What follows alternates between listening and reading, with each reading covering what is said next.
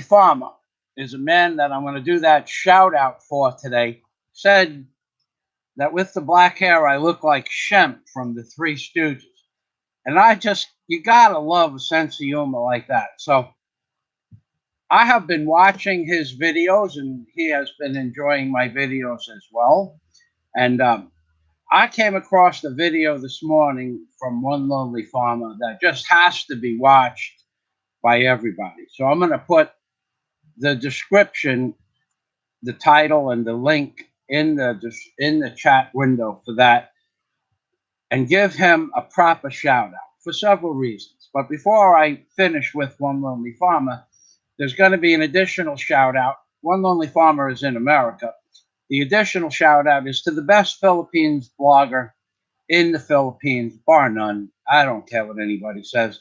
That would be the Village People Philippines. Okay. These two people, in and of their own right, excel in blogging for various reasons. Village People in the Philippines is run by a woman who, if you knew the woman and I said she is brilliant, well, then you would understand why, what her real occupation is. Besides blogging in the Philippines, you would understand she has to be brilliant to perform that particular function in life. So she has a steady hand and a steady camera with a steady flow of videos. So I suggest you Google Village People Philippines. If you want to see what real life in the Philippines is, that's a channel that you would go to. And I'll explain why further in a few moments. And in addition to this, I'm going to put up a few videos of real life in the Philippines where I just visited the house that Daisy and I are going to go to for Fiesta, Bohol 2018.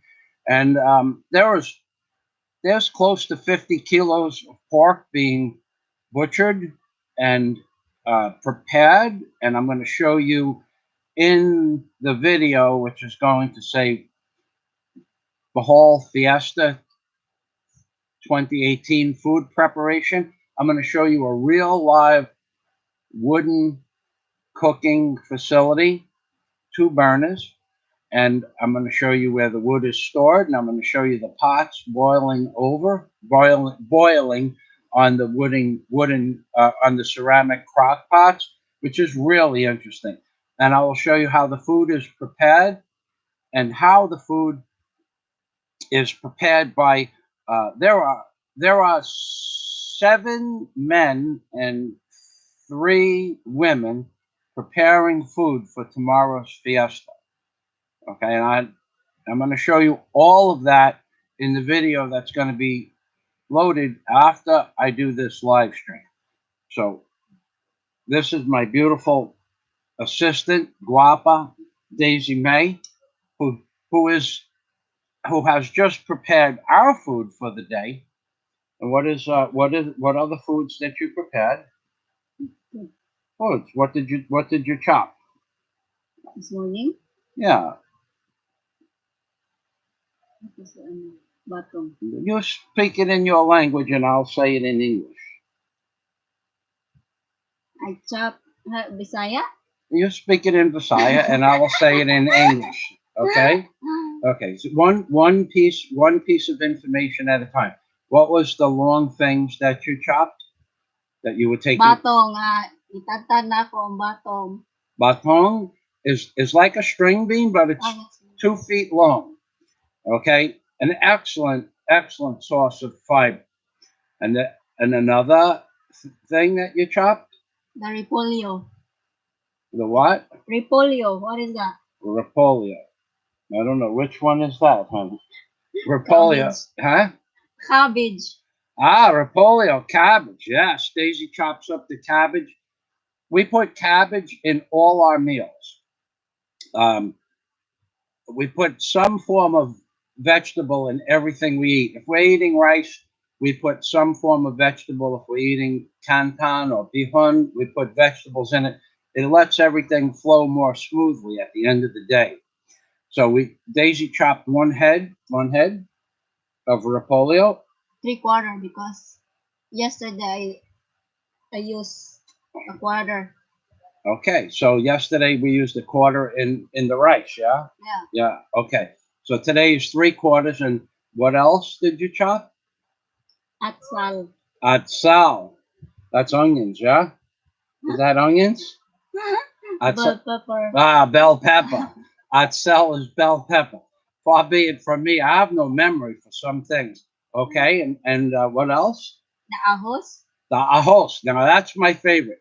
Now we use 2 entire bulbs of ahos, which is garlic, in every 3/4 pot of whatever we make. In other words, we take 2 bulbs. Daisy does most of the chopping, if not 95% of the chopping. 2 entire bulbs of ahos is going to be chopped up for the fresh, the liver. How do you say that? Atay sa baboy.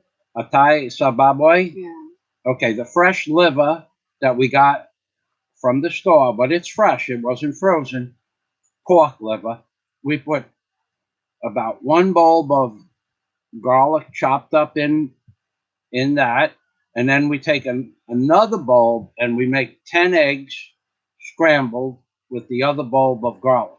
And the other thing that you chop, onion. How do you say onion in Visaya? Bombay. Bombay. Bombay. So we did, Daisy, how many bombays did you chop?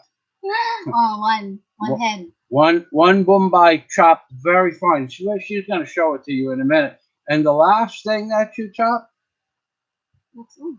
no sayote. Wala sayote is a type of vegetable. It looks like a big pear.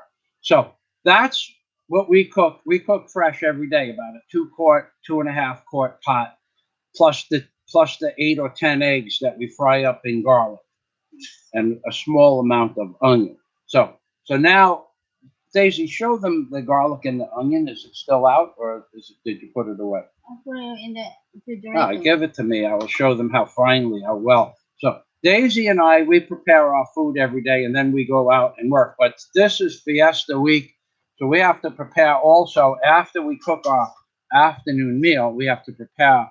We're going to make a 3.5 quart sauce with liver and spaghetti sauce for the Fiesta. Okay, I am Shemp of the Three Stooges today.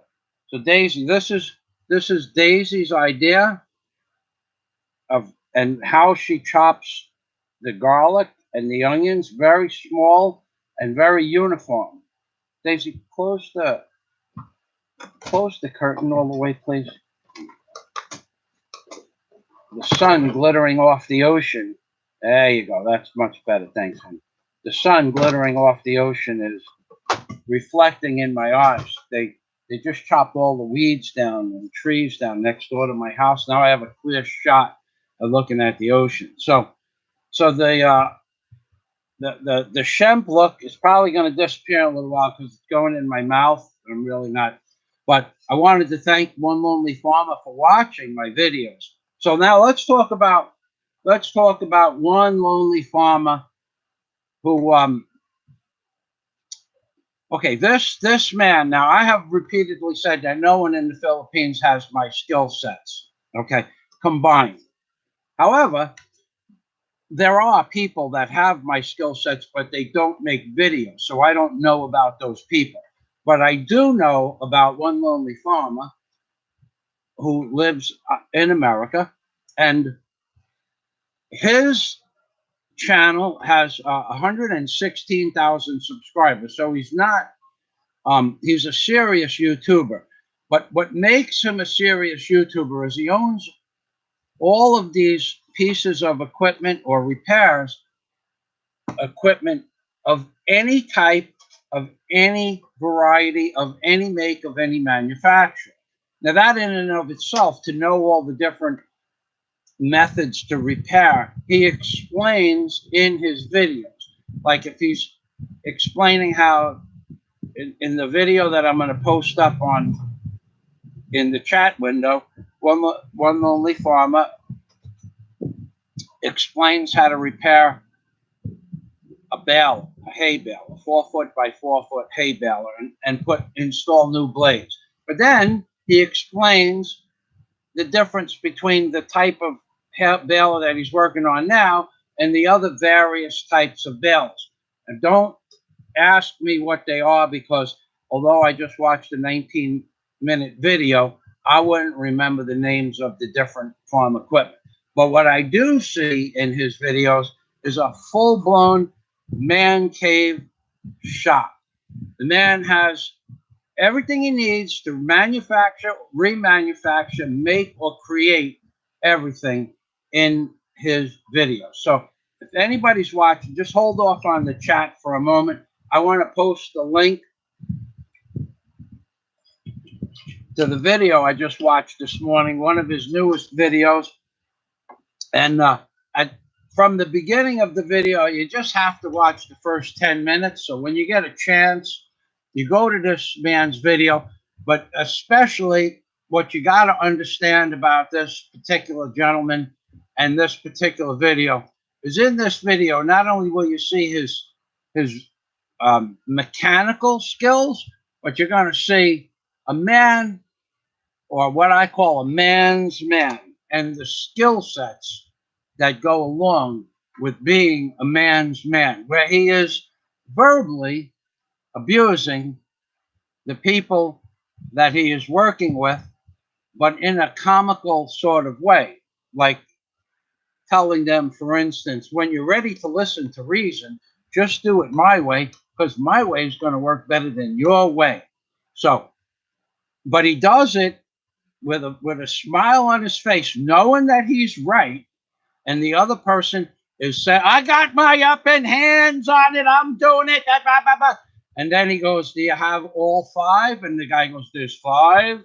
Like, so the man was giving him a little bit of grief, and he's sitting there scratching his face with a blade, a hay cutting blade that's about 24 inches long and 2.5 inches in width and a 1/4 inch in depth. Razor sharp, these blades are. It's high grade tensile strength steel, and it's meant to hold an edge. So we would, it could be, I don't know what the name of the steel is, but we call it, it's like a blue steel, like a gun steel that holds an edge. Okay, hardened steel. Some people, older steel might have been grade 50/50. I don't know, and I don't remember a lot of that stuff, but he's scratching his face with a blade that is about 24 inches long while he's telling the gentleman, when you're ready to listen to reason, let me know. I'll tell you how to get it done. But and prior to the 7-minute mark, that's at about the 7-minute mark. Prior to the 7-minute mark, you'll see him utilizing battery-operated grinders. But more importantly, the reason why I'm giving this gentleman a shout out, and I don't do shout outs, okay, is because when you look at his man shop / man cave, okay, any real man, any man that's worked the construction industry, anybody who fixes their own lawnmower even, would look at this man's shop and say, I want one of those. Of course, you're talking about a lifetime of savings, and I'm sure some of this equipment came from, passed down through family. You don't acquire all of this stuff. I acquired all of the stuff that you see in his shop and had a yard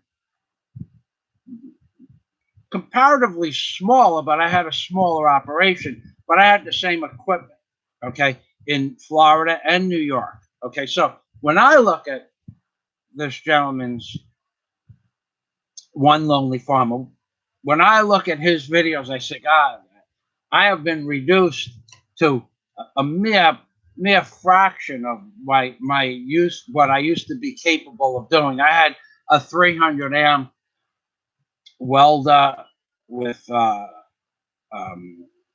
22 horse motor in it. Now I'm reduced to a buzz box. I had the biggest set of tanks possible for acetylene and oxygen. Now I'm reduced to half those size tanks because I can only move them because I'm getting old. I had 100-foot of welding cables on my welder. Now I have 25 feet of welding cables. I had two stainless steel benches. One was 12 feet long by 24 with slop sinks in it to wash parts. Now I wash parts in a plastic bucket or vinegar containers. But when you look at the man shop, the man cave of One Lonely Farmer, you just have to be jealous of his skill sets, his knowledge, and more importantly, his tools. Because any real man loves tools, and he has them all. So we're gonna give you a God bless One Lonely Farmer, and a big thanks for watching my videos with such an mad amount of work that you achieve and your entire operation. How you have time to watch my videos and comment on my videos is beyond my imagination. So he did make mention that he enjoyed my oil filter videos, because not so much that I rebuilt an oil filter. No, not to rebuild the oil filter, but to see another man, I'm sure he meant it, see another man using their mind and their abilities, their skill sets to create something from not virtually nothing, but to create a product that worked at the end of the day, from with the only option of not creating the product and not having an oil filter in a machine, which means that the machine is only going to last a few more hours. So I either had to come up with the oil filter for that machine, could not find it, emailed people in America for that oil filter, for that model engine. No one got back to me. And I looked online for the dimensions and the specifications. It's like some oddball filter from Mitsubishi made back in 1994 or 5 or 3. Couldn't find it. No one would look for it for me. So One Lonely Farmer said he liked the video because he sees another person doing what he does. So thanks for the shout out. Thanks for the comments. And also, what I do appreciate about this man is he's interested in moving to the Philippines, baby. We could have some collaboration between two real mechanics in the Philippines. Wouldn't that be great? So moving on, I want to post one more thing that I have noted in my comments section. Hold on, Gary. SHEMP. Gary recognized SHEMP right away. Hold on, Gary. I'll put my glasses on. I do look like SHEMP.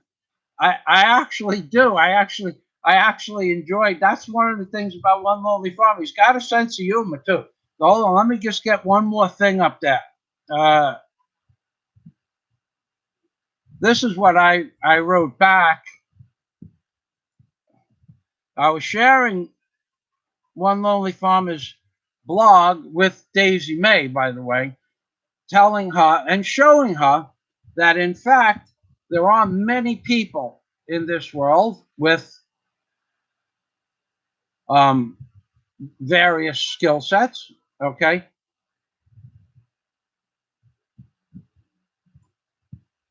Okay, we're going to have to cut that out, and that gives us part of it, and this gives us the second part of the comment that I made. I know this may not be interesting to everybody, but it's interesting to me. So it needs to be projected here. So that's what I have been doing this morning. Now let's go on. I suggest everybody that watches my videos, and I'm serious about this. If you want to see a man's man with a real man cave / barn full of tools, that's the man to go see. Okay, so now I don't do shout outs, so I'm going to read the comments. I don't do shout outs unless somebody is impressed or can impress me, and he does. Okay, so Gary says, hey, SHEMP. Yep. Slow Ride says good, good, good, good AM, Michael. Good morning, Slow Ride. I really look like Shemp. Rich says for real. Be watching Lonely Farmer a few years now. I noticed he caught island fever as well. Yes, Stu377. I gave him some information about moving his equipment to the Philippines, and anything else that he needs, I'm going to work with on this end if need be. Peekaboo, you've been a member of my YouTube community for many, many years. You, I would go out for a burger with if you come to the island of Bohol. I will bring you around and tell you what would be a priority to see and what would not be necessarily a priority, depending on how many days you stay here. I'd love to have a hamburger with you. Long-term subscriber always has something pleasant to say. Never any nonsense.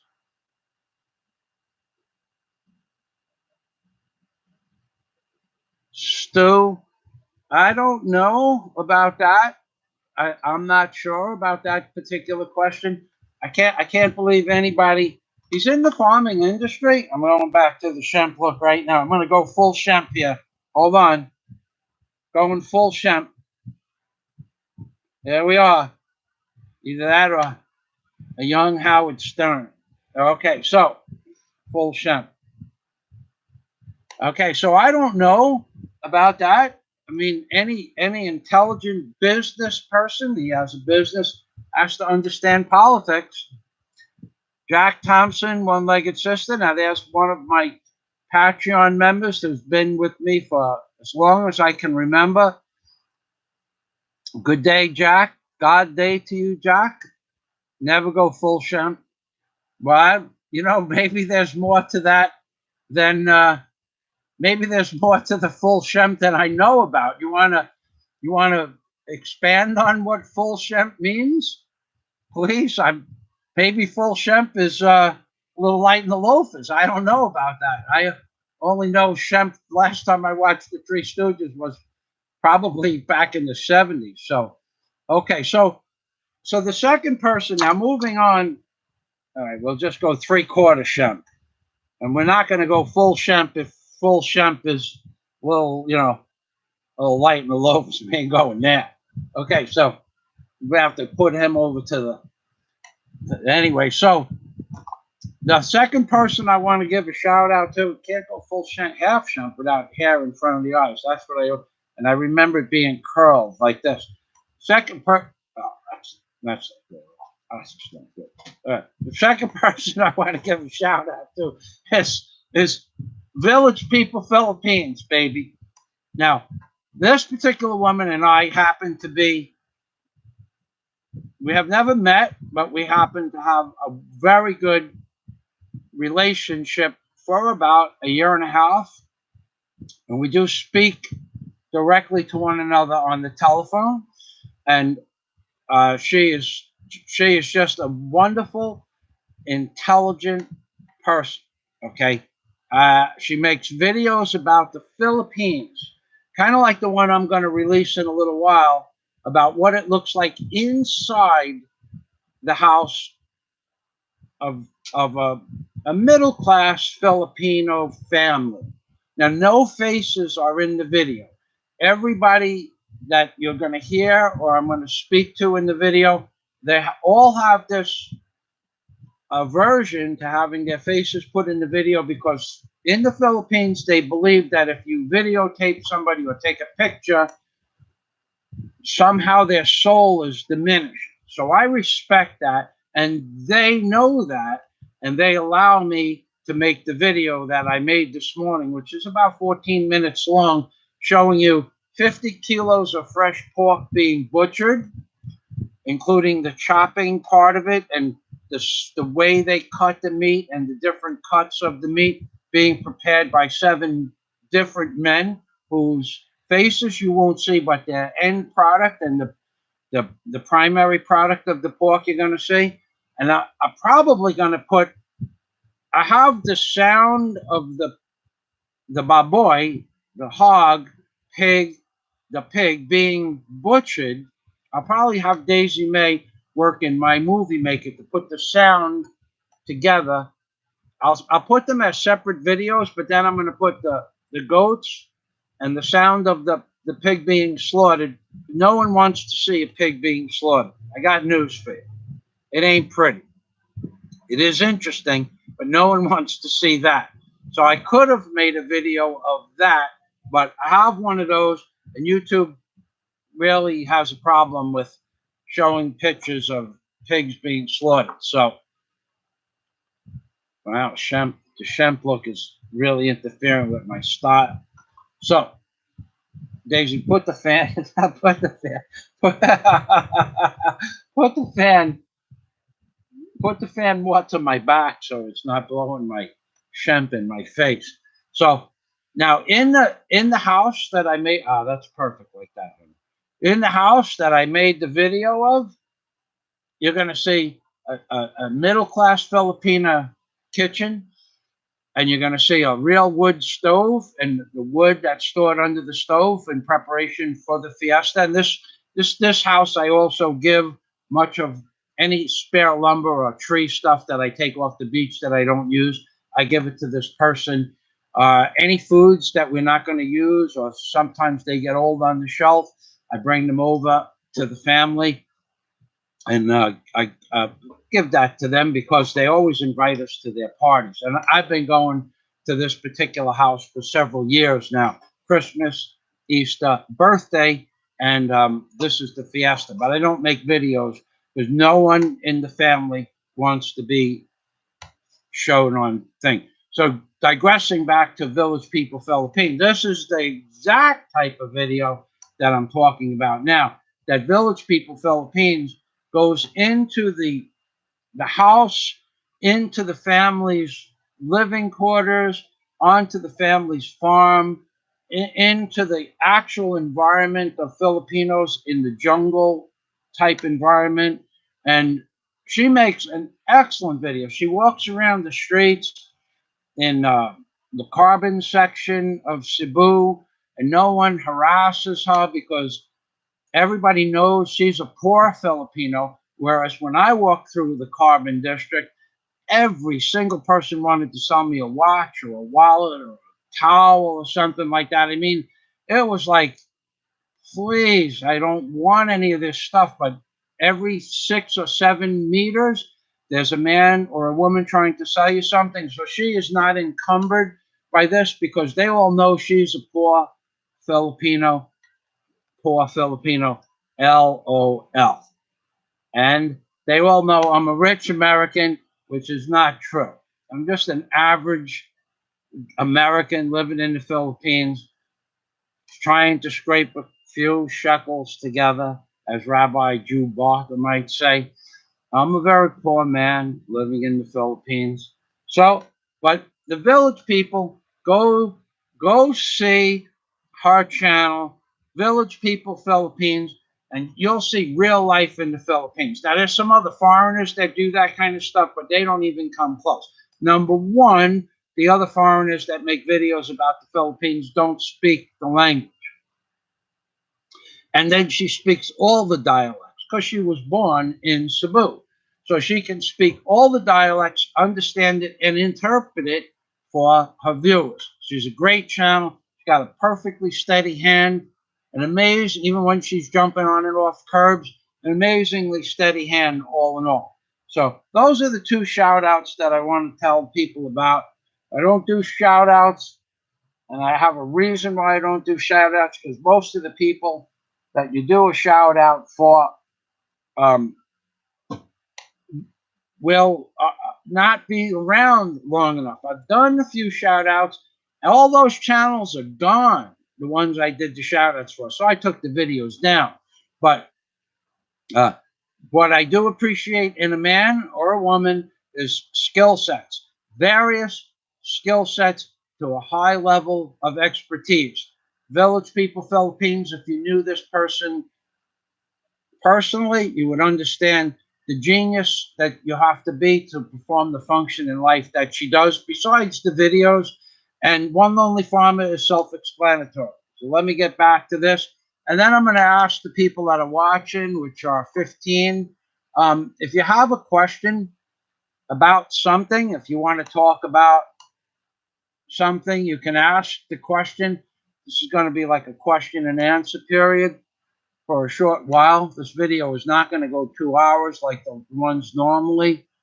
Okay, so Jack Thompson's one-legged. All right, so we have Peekaboo, never go full SHEMP. Never go full SHEMP. All right, so I hope he explains that further, what a full SHEMP means. One-legged, okay, I see a comment. One-legged sister folks are definitely missing out if they are not Patreon members. Okay, so Jack Thompson, one-legged sister, is a Patreon member. And I'd like to welcome the newest member of my Patreon community named Chris Alexander, who in the previous video live stream that I did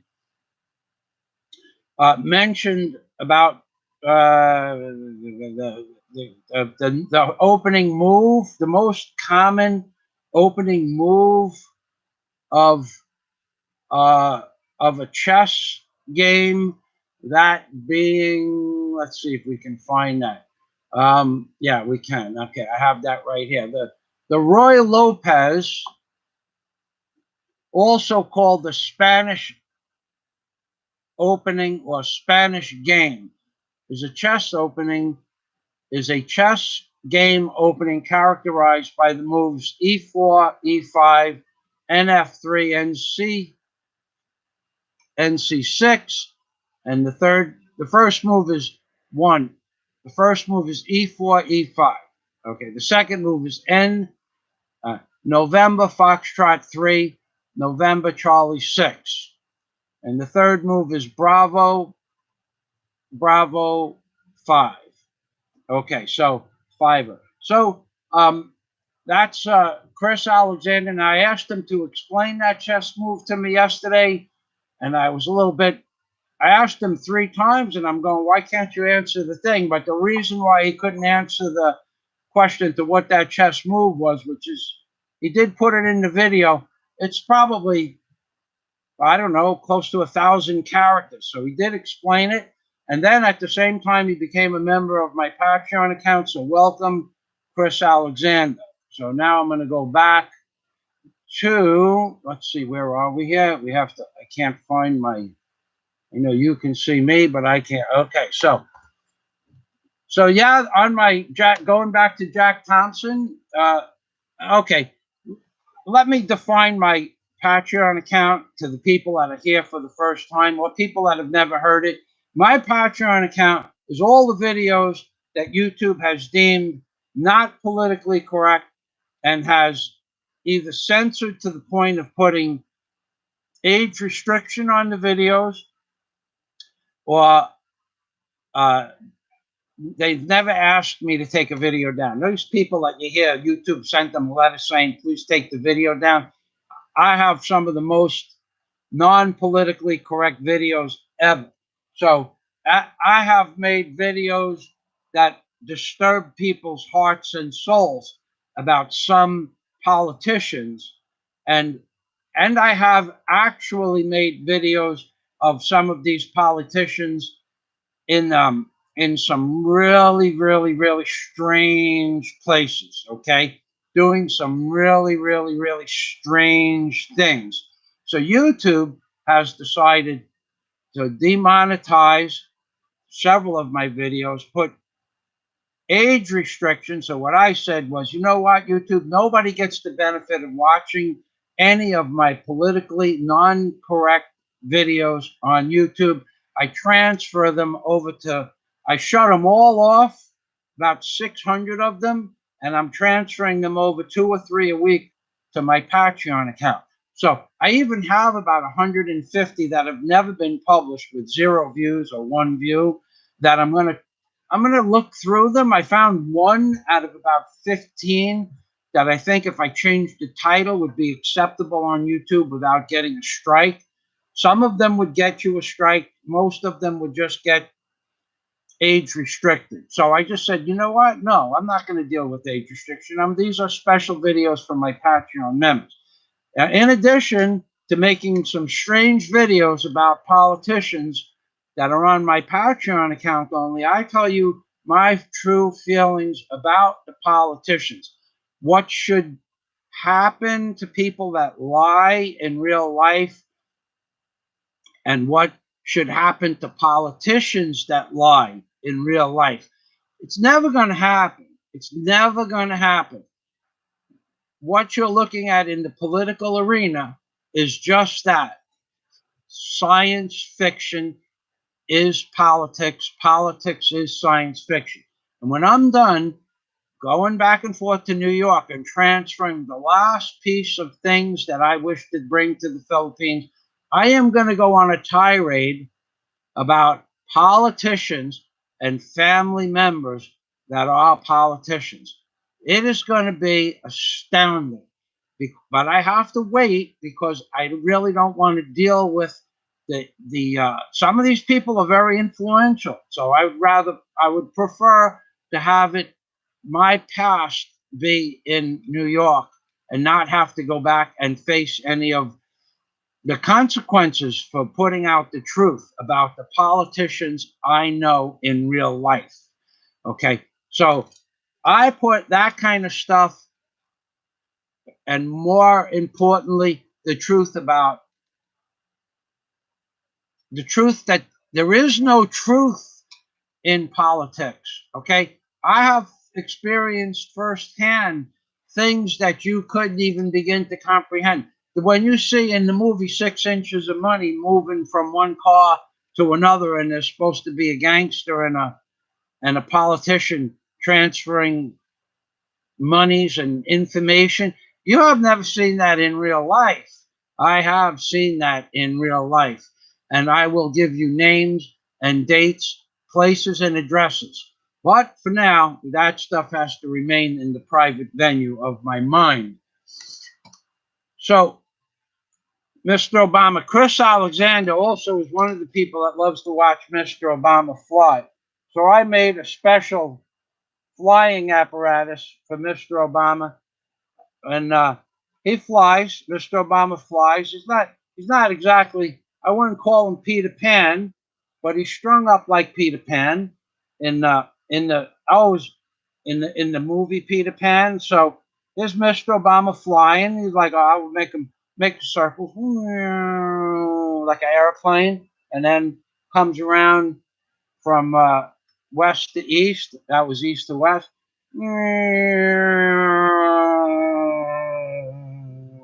He's going down. Up. He's going down. Mr. Obama's going down. From what I understand, that's the story of his life. Mr. Obama, fly for Chris Alexander.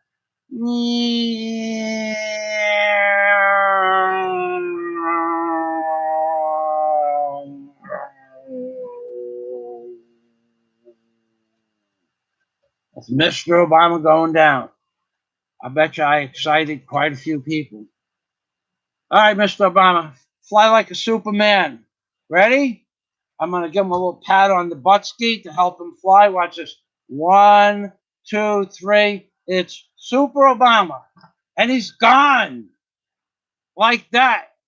Too bad I couldn't have did that 11 years ago. 11 years. Imagine that.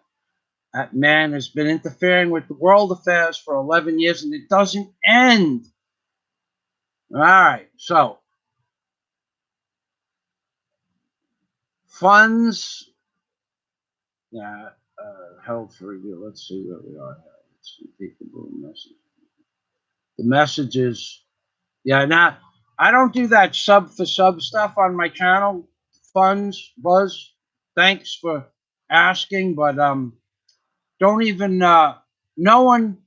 You're better off not doing that. You're better off finding some sort of creative genius inside yourself, whatever it is, and building up your channel slowly. Because that sub for sub, if I subbed you and you subbed me, I don't know how many viewers you had. Even if you had 100,000 viewers, none of your viewers are going to watch my stuff, and I'm not going to watch your stuff because there's probably only 5 or 6 channels I do watch.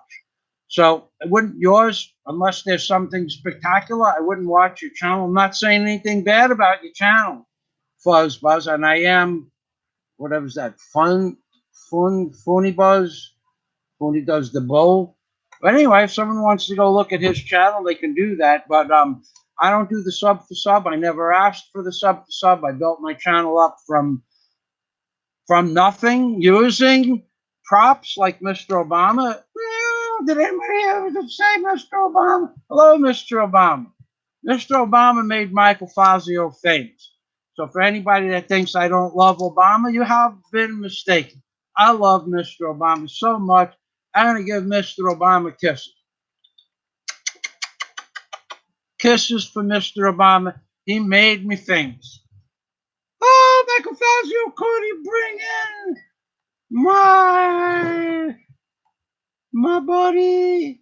When you say your buddy, Mr. Obama, what kind of a buddy are you talking about? You know, the DOD. You want to see some of the DOD? I want to see the DOD. All right, Mr. Obama, there's some of the DOD. How do you feel now? I feel very good. I feel very good, Michael Fazio. What are the DOD in the screen? I feel very good that the DOD is close by. That's right. Could I talk? Could I talk to the Mr. Obama? Could talk to anybody you want. Okay. DOD, I was your boss for a very long time, DOD. You did whatever I said for you to do because I was your boss in Washington. And that's true. Mr. Obama was in charge of the DOD. And I'm sure that now that Mr. Obama's retired, still has friends in the DOD. And not only do I have friends in the DOD, but I have the DOD in my friends too. You mean you have friends that are in the DOD, Mr. Obama? No, I said what I mean. I always said what I mean. I have friends in the DOD, and some of my friends have the DOD in them. I don't understand what he's saying, Mr. Obama, but you gave that man a nice example of how to build up his subscriber base. That's right, Michael Fazio. Tell that man to get his own Obama puppet and to get a DOD and to make videos on YouTube and sometimes make yourself look like a SHEMP because you have the sense of humor. Michael Fazio, Mr. Obama, you have things to do. I have things to do. I have to go take care of. I have to take care of some things now that I have seen the DOD makes me hungry. I'm gonna go have some lunch meat. Mr. Obama, I have no words. Thank you for making a guest appearance on the Michael Fazio, One Lonely Farmer Village People Philippines, and the Chris Alexander Show, and the Jack Thompson's One-Legged Sister Show, and a Sparky 9067, who's really one of my Patreon members. They have made appearances, and the Peekaboo is going to come and visit me and have a hamburger. That's what I want to hear, Michael Fazio. I want to hear about people eating fresh meat in the Philippines. Oh, there's a very good fresh meat. I have a video coming up of the baboy, which is the pig, being, I don't eat a pig. Well, that's up to you, Mr. Obama. We're going to have a hamburger next week at out of the Outback in Lona Beach. Would you like a hamburger? I love the hamburger meat. I love the meat. Like the hamburger. I like it when they make also when they take the fresh meat and they make the meatballs and the spaghetti You like a meatballs and a spaghetti? Makes me hungry just to thinking about meatballs and spaghetti, Michael Fazio. Mr. Obama, we're making a spaghetti sauce with the meatballs for the Fiesta tomorrow. Can I come? Can I come to your party, Michael Fazio? Mr. Obama, I'm going to put you in my pouch. I would have liked that, Michael Fazio. Anything with you in the pouches makes me very happy. Okay, Mr. Obama, we're going to say goodbye to the DOD. No! No! No, Michael Fazio! I have to go! I have to go! I have to go! Oh, the DOD, she's leaving without me! And that's how you build up your channel. Believe it or not. Peekaboo. All right, this message has been held for you.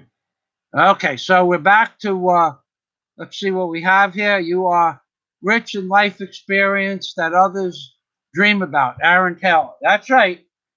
If I was, you know what I should do one day, Aaron, be honest with you? I should make a list, and I'm going to tell you, it would be extensive. I will tell you it would take 2 days to give a list of the different jobs that I have done. For instance, just one job I did that builds character. And you might understand this, but when I was about 7 years old, I started working in the construction industry, helping Irving Klein, who was the Jewish rabbi in my community. And he had a brother, Stanley Klein. And I would work with Stanley and Irving, building the house directly across the street from my parents' house. And that house used to belong to the man who created the Joe Palooka comic strip. The original artist and inventor or creator of Joe Palooka was the owner of the house across the street from me. And when we moved in, he moved out in the 1960, 61 era, like that. And Irving Klein bought the house. And Irving Klein was a real Jewish rabbi in the Jewish synagogue in my community. And he was the first, not the first person, my uncle Scum Fazio was the first person to teach me about carpentry. And that was after, of course, my father's been letting me watch and assist. But Irving Klein was the first person outside the family. And Irving Klein was a meticulous human being about everything he did. He did nothing wrong. It took him forever to do anything. But when he was done, it was done right. That's one of the reasons I get my meticulous methodologies from. Plus, now that I became a jet mechanic in high school, A and P both, but Irving Klein and Stanley were perfectionists. They also worked for the city of New York in the water and sewage treatment facilities doing testing and also sound testing wherever that was necessary for planes. He did that for a while. I remember he had the instruments in his car. But Irving taught me about how to mix concrete properly. Before that, working for Scum Fazio, I only knew how to pull nails out of wood because he didn't start building his house until I was maybe 8 or 9 years old. And then I learned a different way to mix cement and water from Scum Fazio. But Irving taught me how to mix proper cement, and you're going to see that once I start going back to building. Now, so I learned a lot of my skill sets from a Jewish rabbi who also worked for the city of New York, who was also the most honest Jewish man I ever met. He used to have my pay to the penny.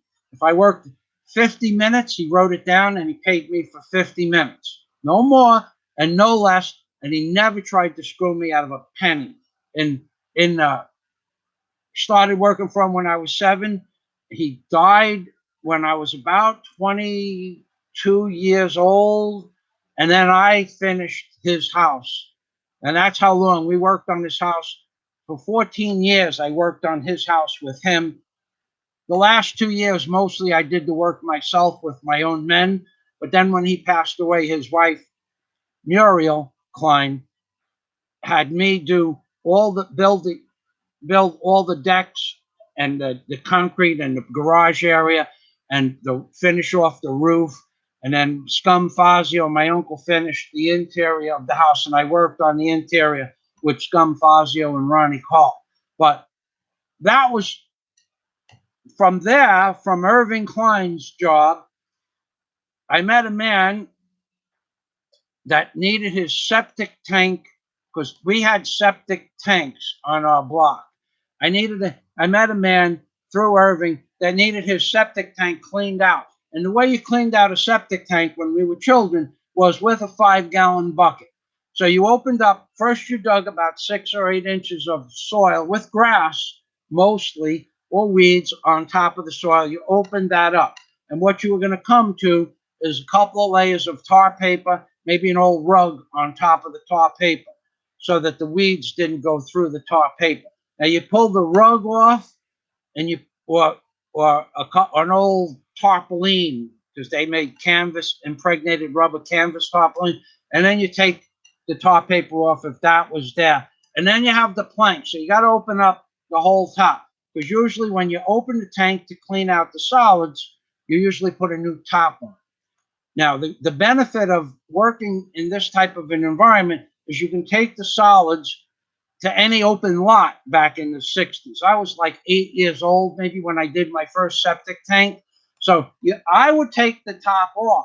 My uncle Scum Fazio taught me how to use a shovel, and Irving Klein taught me how to use a shovel. And either Irving Klein or Scum Fazio would lend me their tools, the pickaxe and the adze, to take the top of the tank off. And they would also lend me, one of the two would lend me a wheelbarrow, depending if I did the work by Irving Klein's house on the block or behind our house, or Scum Fazio's house, which was about 1 kilometer away. So you take the top off. Now all the boards are rotted. So now you got to carry the boards, which are impregnated with cockroaches and solids. Okay. Now my parents knew I did this. They were actually happy. And then you take the board and you put it on your shoulder and you carry it to an empty lot. And the trick is to walk in far enough to the empty lot so the neighbors don't complain. They didn't complain if you buried that stuff deep inside the weeded area. So then you come back and you get another plank full of solids, put it on your shoulder. They didn't have a raincoat. They didn't even make plastic trash bags at the time. You just put it on your shoulder, on your jacket, on your shoulder. Your mother washed the clothes when you were done. So now you got the top open. This is one of the jobs I did when I was a kid. Now you got the top open and you get a ladder. Okay, somebody has always had a ladder laying around. You just borrow the neighbor's ladder and you put it into the tank. Okay, and we didn't have plastic 5-gallon buckets. We had galvanized steel buckets or tin buckets, and you grab a couple of tin buckets and you scoop out some of the water at the top and you walk it over to the lot. 2 buckets at a time, 1 bucket at a time. And you walk it over with the buckets, because if you put it in the wheelbarrow, it's going to slop around outside. When you get the water out of the tank, when you get the gray water off the tank, now you got the solids, which usually start not so much lower than the pipe. So you're down about 1 foot. You got the water off the top. You skim the gray water. Now you go in for the bucket. You go in, you push the bucket down into the solids. Okay. Now you're into the part or the meat of the matter, so to speak. And you grab those buckets and you bring them up the ladder and you put them in the wheelbarrow, because now you're talking about a slurry of number 2, a number 2 slurry. Okay. And then you fill it up to where you think you can walk it into the weeds, because you got to remember, well, you could do 2 things with the planks. Usually I made a ramp into the weeds with the first 3 planks or 4 planks, 20 feet. The planks were usually 8 feet. So you have 3 planks overlapping each other and you put them end to end, and the rest of the planks you dump in the middle. And you walk the wheelbarrow in, you dump your number 2 slurry. I'm 8 years old now, okay? No one said a word, because next year, next month, or next week, they needed their tank done, and they would know who I was. And then a couple of months later, you get a knock on the door. Can Michael clean out my tank? Now, you would think that this would be a big money operation, and you'd be right, because minimum wage when I was 8 years old was about 65 or 70 cents. Okay. I made $25 for the day's work. So I was making, for about 9 hours, I was making $25 with 3 times minimum wage. Plus, I got breakfast, lunch, and dinner if I had to work into the night. Free, libre. Whoever, everybody knew that Michael would be the guy to clean your tank. Something I'm very proud of. So now you got all this number 2 slurry in the lot. Now you need wood. Well, fortunately, they're putting sewers in Howard Beach everywhere. So now you got to hump the wheelbarrow over to the nearest pile of lumber where the men are working on the sewers. And you take this, it was yellow pine, okay? Rough sawn yellow pine. That's what they made the sheathing out of so they could dig the dirt out of for the sewer pipes, which were about 24 inches in diameter. So now you go over to the men and you tell them, I need some of that wood. Now you're 9 years old, 8 years old. Go ahead, take what you need. So I would take boards for the top. They didn't want any money. The boards were bought by the city. They had pallets and pallets of them. And they see this kid hustling. They know what I was doing, too. Everybody knew what I was doing because it was going on. For the sewers took like 4 years to put in Howard Beach, and that was my mainstay monetary thing. So that would be one job I did when I was a kid. So everybody knew that I was the go-to guy for cleaning out their septic tank. Now, other people might say that was disgusting. Other people might say it was unsanitary. Yeah, but it taught me that I could hustle when I was 8 years old. Okay, so you people that are on YouTube, you sissies punching keys on a computer pad, that's a true story. If we could go back in time, I could make a video. We can't go back in time. Almost everybody that is in this story is dead. Irving's dead, his wife is dead, Stanley's dead. The only person that's alive is Scum Fazio, and I don't talk to Scum Fazio. I haven't talked to Scum Fazio since 1977. I hope somebody gives him this video because he is the epitome of the definition of scum Fazio. Okay. Never called him anything but scum Fazio since 1977. And I'm never going to call him anything but scum Fazio. And I have my reasons. So let us go back to the comments because Shep is in town today, baby.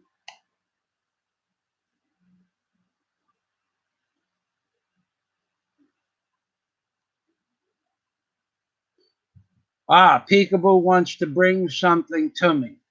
Well, there is a small item that I could use, and I will be happy to reimburse you for it. It's got to be something I can reimburse you for. I need a water pick. My water pick, the hose on my water pick, and unfortunately the motor was wearing out. I need a water pick. And they sell them in almost every drugstore in America, and there is no such thing as a water pick in the Philippines. So that would be some small item. That's about it's smaller than it's not much bigger than this flashlight here. A little bit bigger, but a lot lighter. It weighs about less than a kilo. They sell them for about $60. I'd be happy. And it can be 110. It does not have to be 220. Daisy and I have 110 set up in the house and in the shop. So if you come, you're going to have to let me know if you're going to do that and when you're going to come. Because eventually, I'm going to get Scott Del Fuego, who's also a Patreon member. Him and I have been talking. So if you can't bring the water pick, he's going to ship one to me. So I certainly don't need two. One will last me about a year or two. And by that time, I can go back to New York and buy another one if this one fails. So a water pick would be great. there's I don't do much machinery work. There are small bottles of Loctite. I'd want the industrial strength, the red Loctite, and that's about, well, they range in size from about $6 or $8 for a very small bottle, which almost does a small motor, to about $23 for a larger one. Okay, a small bottle should work just fine for me for the amount that I use it, for the amount I would need it. A small bottle of Loctite and a water pick, and can be 110 volts, would work just fine. Thank you. Just let me know when you come and put it in the comments section, because I think I'm going to have that Balakayan box within the next 4 months. I have to do some things. I have some electronics that I'm going to have shipped from America in that same unit. So thanks for making the offer. So those two things would be the only thing I could think about now, and I appreciate that. And I will reimburse you in full when you get here. Thank you. Spanky 9067. Okay. Spanky. Okay, he asks me. He's a member of my Patreon account also. I'm going to tell you about the weather in the Florida Keys. For 6 months a year in the Florida, if you move straight from New York to the Florida Keys, you can swim all year for about the first 3 years.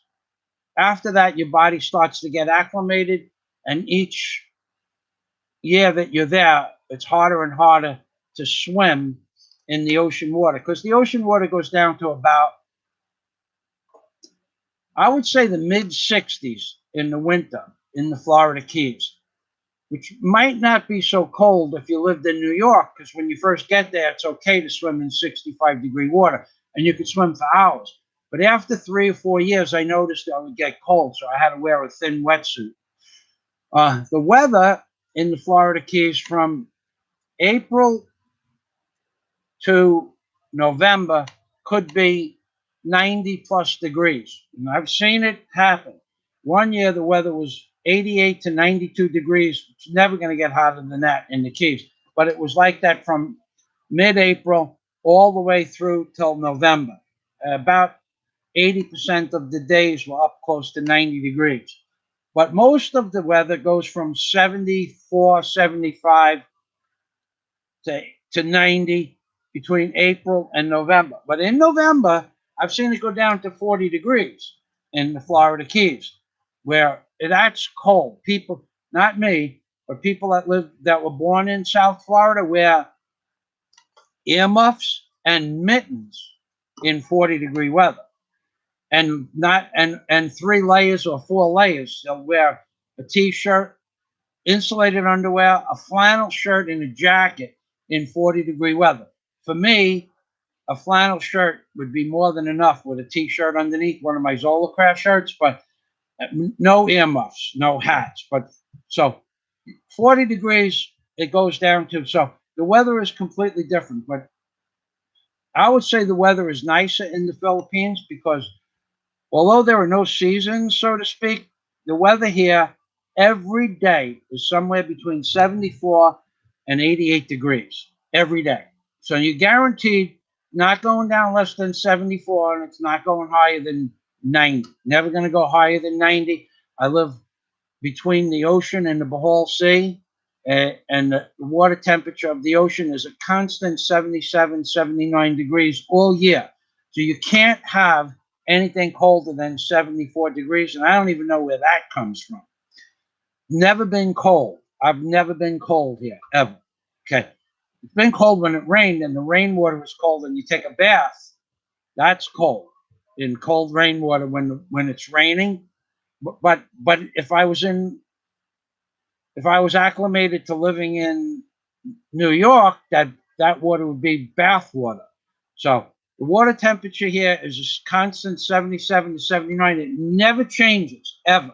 There's no change in the water temperature. Doesn't matter if there's a storm. Doesn't matter if it's summer. Doesn't matter if it's winter.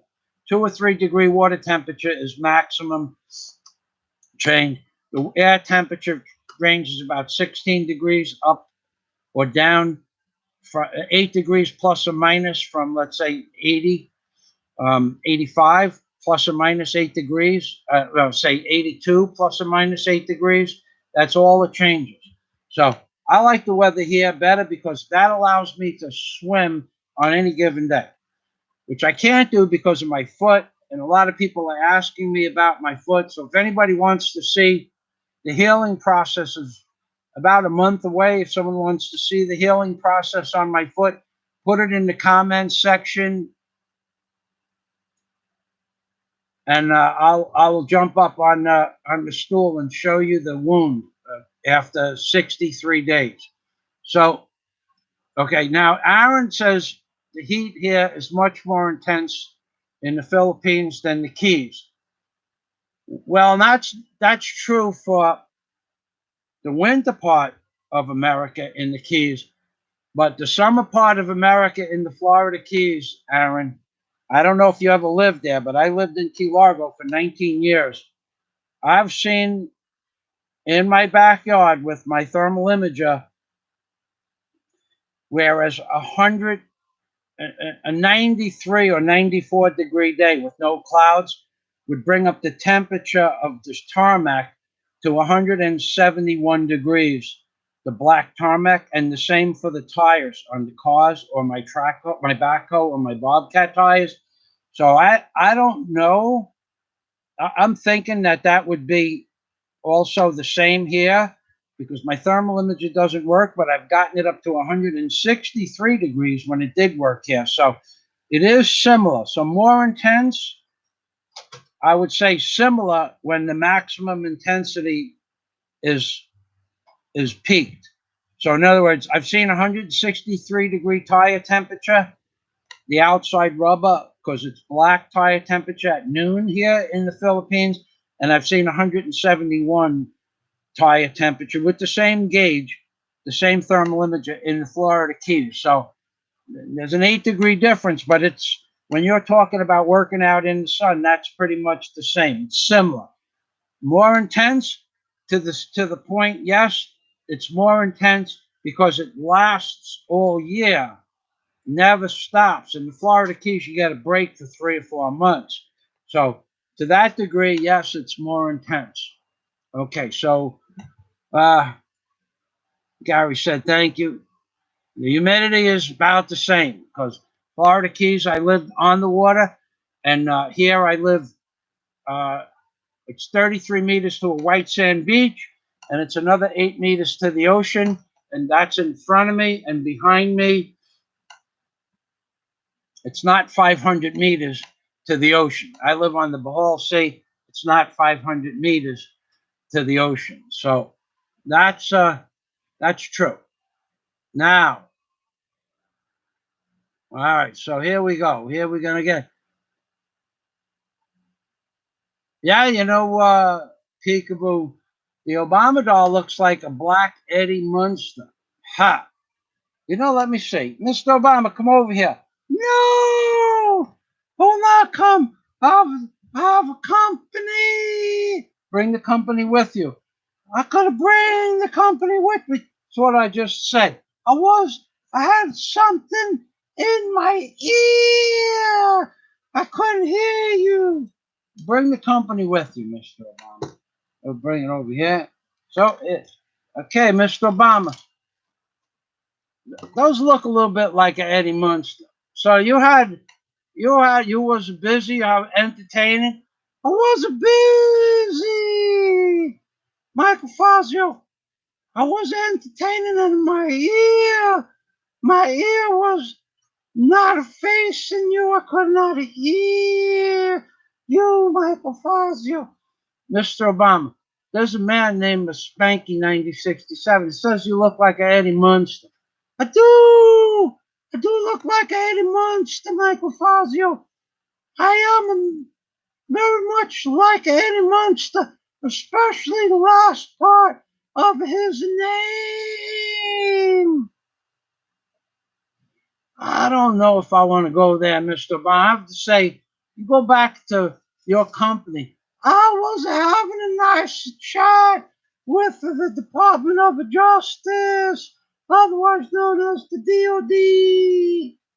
All right, Mr. Obama, you have a nice day. Okay, can I fly? Because the DOD's ahead of me, I don't want to miss anything. Anything at all. Okay, the DLDs are going. Oh no!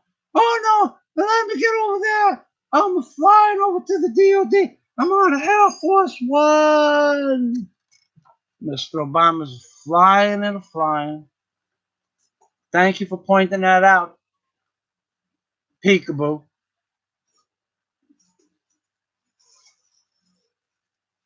Peekaboo wants to know about John McCain.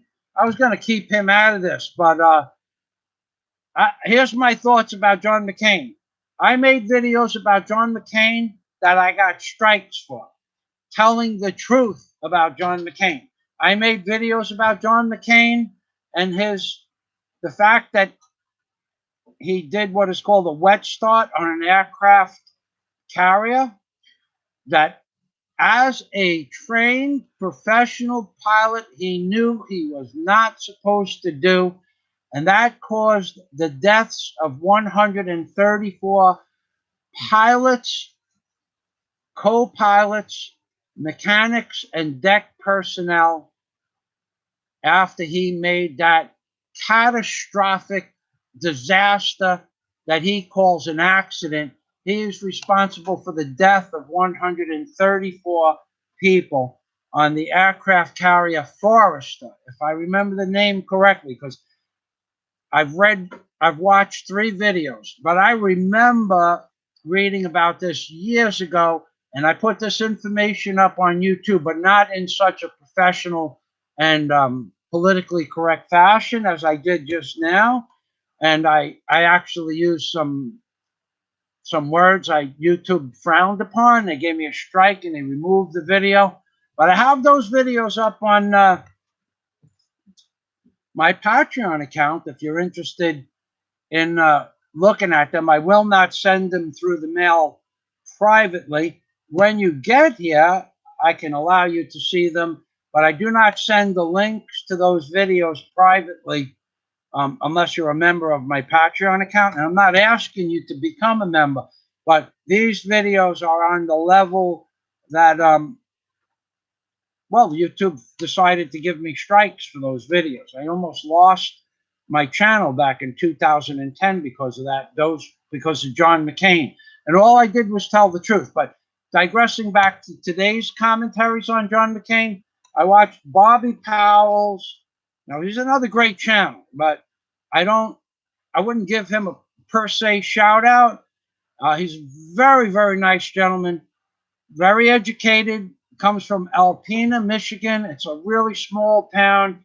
It's a God-fearing community. Bobby's a God-fearing man. He made an excellent video about John McCain by utilizing about 50 commenters about the negative things that occurred in this world in politics and during John McCain's captivity in Vietnam, and the people that he was in captivity with, their commentaries, the people on the news at the time, their commentaries, the people in today's world, how some people believe he's betrayed the Republican Party, which I think is probably true to a large degree, and then the fact that he doesn't want, that he voted no for the demolition of Obamacare. My personal opinion about John McCain is that I'm not going to miss him. Now, if I was making this video for my Patreon members only, I would tell you the truth. But here I can only be politically correct. That's the kind of guy I am. Right, Mr. Obama? That's right, Michael Fazio. You're politically correct. So now I'll tell you about Bobby Powell's video. I read about 100 comments from Bobby Powell's video. I suggest you go look at Bobby Powell's video. Makes great videos. He also made a video about Molly Tibbetts that toured up until the part where people get involved with God is good and God and praise Jesus and pray for their souls. That kind of stuff doesn't fly well with me. There's praising Jesus and let their souls be redeemed in heaven and hell, because I don't believe in any of that stuff, so to speak, anymore. I don't believe in any religion. I haven't believed in any religion since I guess I was 17 or 18 when I moved into a higher state of spiritual consciousness through meditation. And I moved into the highest state that I've ever read about, where I could read people's thoughts. Everybody, and say there were 10 people in a room, I could hear the thoughts inside their head. Even though they were having conversations, I could hear their true thoughts. That you might not believe possible, but I don't believe in any religion, no religion at all. I believe in right and wrong, just and unjust, good and evil, and that's where I draw the line, because good and evil is a mindset, okay? You don't harm the harmless, you don't hurt the innocent, you don't lie, and you don't steal. Okay, that's basic principles where everybody in the world would be happy and friendly. But not harming the harmless goes too far when it comes to actual laws in America and in the world. Okay, when you get involved with the laws of where your child, this Molly Tibbetts, was raped and possibly raped. I don't know. I don't read much about her. Once I read that Molly Tibbetts hated white people at the end of Bobby Powell's video, my interpretation of her entire life changed. In other words, it's a sad day that Molly Tibbetts was dead, but then again, from a universal perspective, from a cosmic level of consciousness, from a karmic debt that needs to be paid, from an ironic or irony point of view, Molly Tibbetts just fulfilled a destiny that she was born to fulfill, making people aware of illegal immigration and making people aware that there are beautiful young ladies like Molly Tibbetts that believe there should be no borders and all illegal immigrants should come into the country. And Molly Tibbetts also said in a tweet in 2017, and you can see this tweet by Googling Molly Tibbetts, that's Molly, Tibbetts, Tibbitts, and then put Molly Tibbetts, space, I hate white people. She said that. So, Bobby Powell made a video describing all the wonderful parts of Molly Tibbetts' nature in her school years. And then at the end of the video, Bobby Powell put down that tweet. That's who I learned that from. Then when I did the research on it, I saw the tweet and I put the link in the description box of the video, the live stream I did yesterday, Molly Tibbetts, Karma and Irony. Okay. Now, that's my yesterday's live stream, the 826 in the Philippines. Okay, so Molly Tibbetts fulfilled her destiny in that she made people aware of illegal immigration and the consequences of illegal immigration. But more importantly, because I believe what happened to Molly Tibbetts was a direct karmic debt that needed to be paid, that Molly Tibbetts hated white people, and she was white. What is it about white people that hate white people? I don't understand. Okay? There are just a few sects of races in the world that created all of the industrial complex and the industrial revolution complex. There's just a few nationalities or segments of this whole world's population that rose above having mud huts or thatched huts. Okay, white people, for all of their faults, are responsible for 99.9% of all the technology that has ever arisen and the war crimes that has arisen because of that technology. But think of where we would be without white people. Okay, so John McCain also, in my personal opinion, and I can only speak from my personal opinion, hated white people because 90% of all the people that have gone to war are white.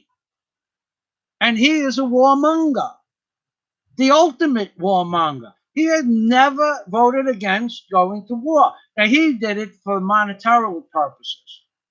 Okay, he buys millions of dollars worth of stock in the American war machine, and the war machine is fed by contracts to build war equipment. And John McCain benefited by becoming a large shareholder in the stock of war bonds, war machine stocks. And you don't understand what a war machine is. A lot of people don't understand. You think of a bomb that dropped out of a plane, you think it's a big round cylinder with dynamite in it. There's billions and billions and billions of parts and pieces that you don't even understand go into making the bomb. You have the trigger mechanism. Okay, so let's say John McCain gives the approval to build a certain type of bomb. Well, he knows who's building the trigger. He buys stock in the trigger manufacturing company at maybe $10 per stock, let's say. So, but he knows he's going to get that bill passed to build that bomb. But what's in the bomb is the trigger, and he buys the stock through a dummy corporation or through a family member for the building of the trigger. And the stock for the trigger making manufacturer goes from $10 to $50. Look at what Dick Cheney did. He did the same thing. He pushed and he pushed and he pushed and he pushed. Mr. Obama, don't get excited.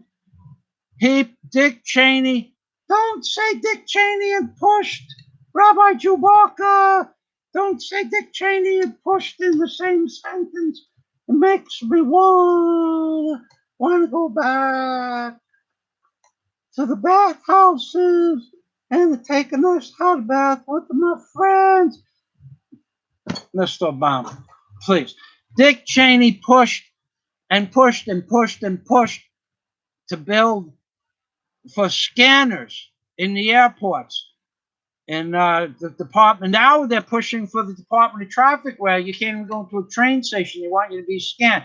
Dick Cheney was behind the pushing and the implementation of X-ray scanners. But before the bill even came up on the table, Dick Cheney started the company with his friends to build the scanners. So when the scanners became a viable option, Dick Cheney already owned a large portion of the stock in the company that was given the contract to put scanners in every airport in America and some in overseas in Europe. And now also the biometric scanners, they all invested in this stuff, knowing which company is going to get the contract 3 or 4 years from now. So John McCain never had any other intention but to make money via war. So that's a warmonger, and I don't like that, okay? Vietnam War was only for one purpose. I don't care what anybody says. Vietnam War was only to test out the toys, the war machine toys. I said that in my last live stream. I'm going to say it again. There was nothing that benefited America other than there was 2 reasons for Vietnam that I understand to be true.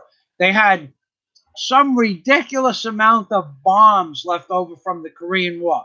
I don't know if it was 50,000 or 250,000 or maybe even more bombs, conventional bombs that were left over from the Korean War that were getting old.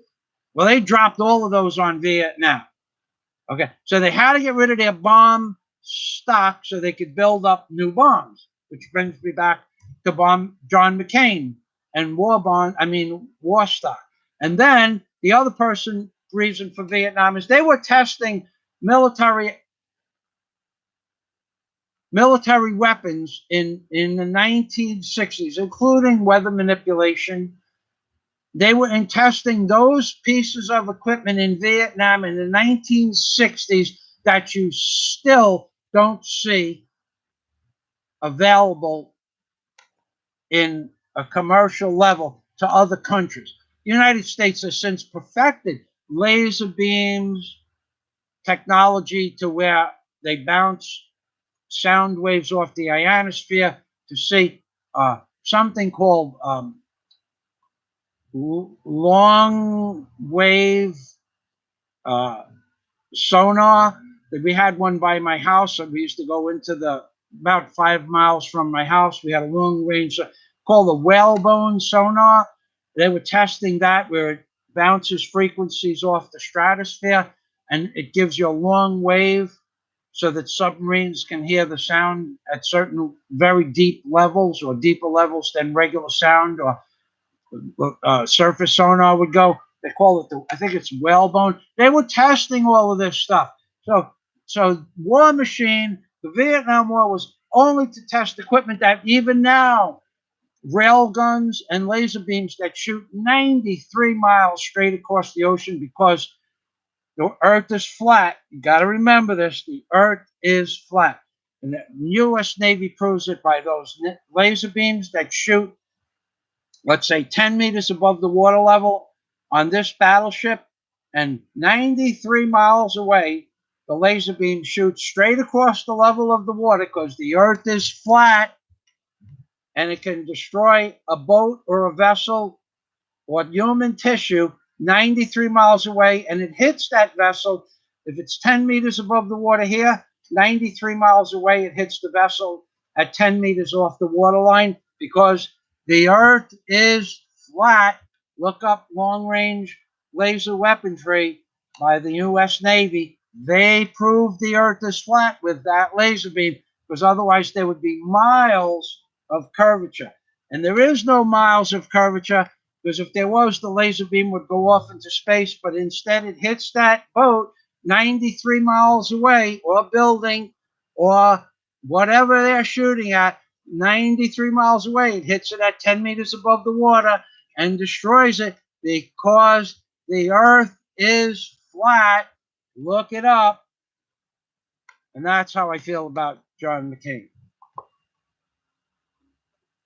I hope that satisfies your the whole quench for the John McCain.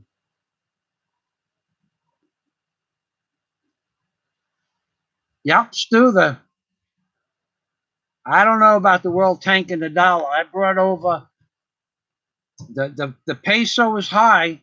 I think it was 52.8. I had some money shipped. I transferred money from one bank account in America to the Philippines. Actually, it only offsets the cost of the damn ATM machines when you take it, when you transfer it. If you want to transfer money to the Philippines, you could pay $50 to transfer money to the Philippines from one bank to the other, or you can pay 250 pesos, which is $5, and take $200 out of an ATM machine. So you can make, I can only take out $500 a day, but they max out at 10,000 pesos, which is about $200, which is ridiculous because it used to be $500 you could take out. So now, if I need money, there's an ATM in front of the bank I do business with, which is the only one my credit card works, and I take the money out of the ATM machine and put it in the bank and just walk in the door with the money. So 10 of those transfers would be $50, and 10 of those transfers would be $2,000. So I could transfer it all at once, but it raises flags. So I just take the money out. I have a reason why I transfer the money slowly into the Philippines and pay the additional fees. When you're building up credit, they want to see steady deposits. Okay. So I'm building up my credit in the Philippines. by putting steady deposits in my bank account every week or 2 weeks. So that's how you build up credit. Small, steady deposits rather than one large lump sum. So, yeah, the world, the money is changing. It went from, I think it was 38 pesos when I moved to the Philippines to 52.8. So it went up almost 14 pesos, which is quite a bit, because 38 pesos, 14 is 28. Went up 30%. Yep, 30%.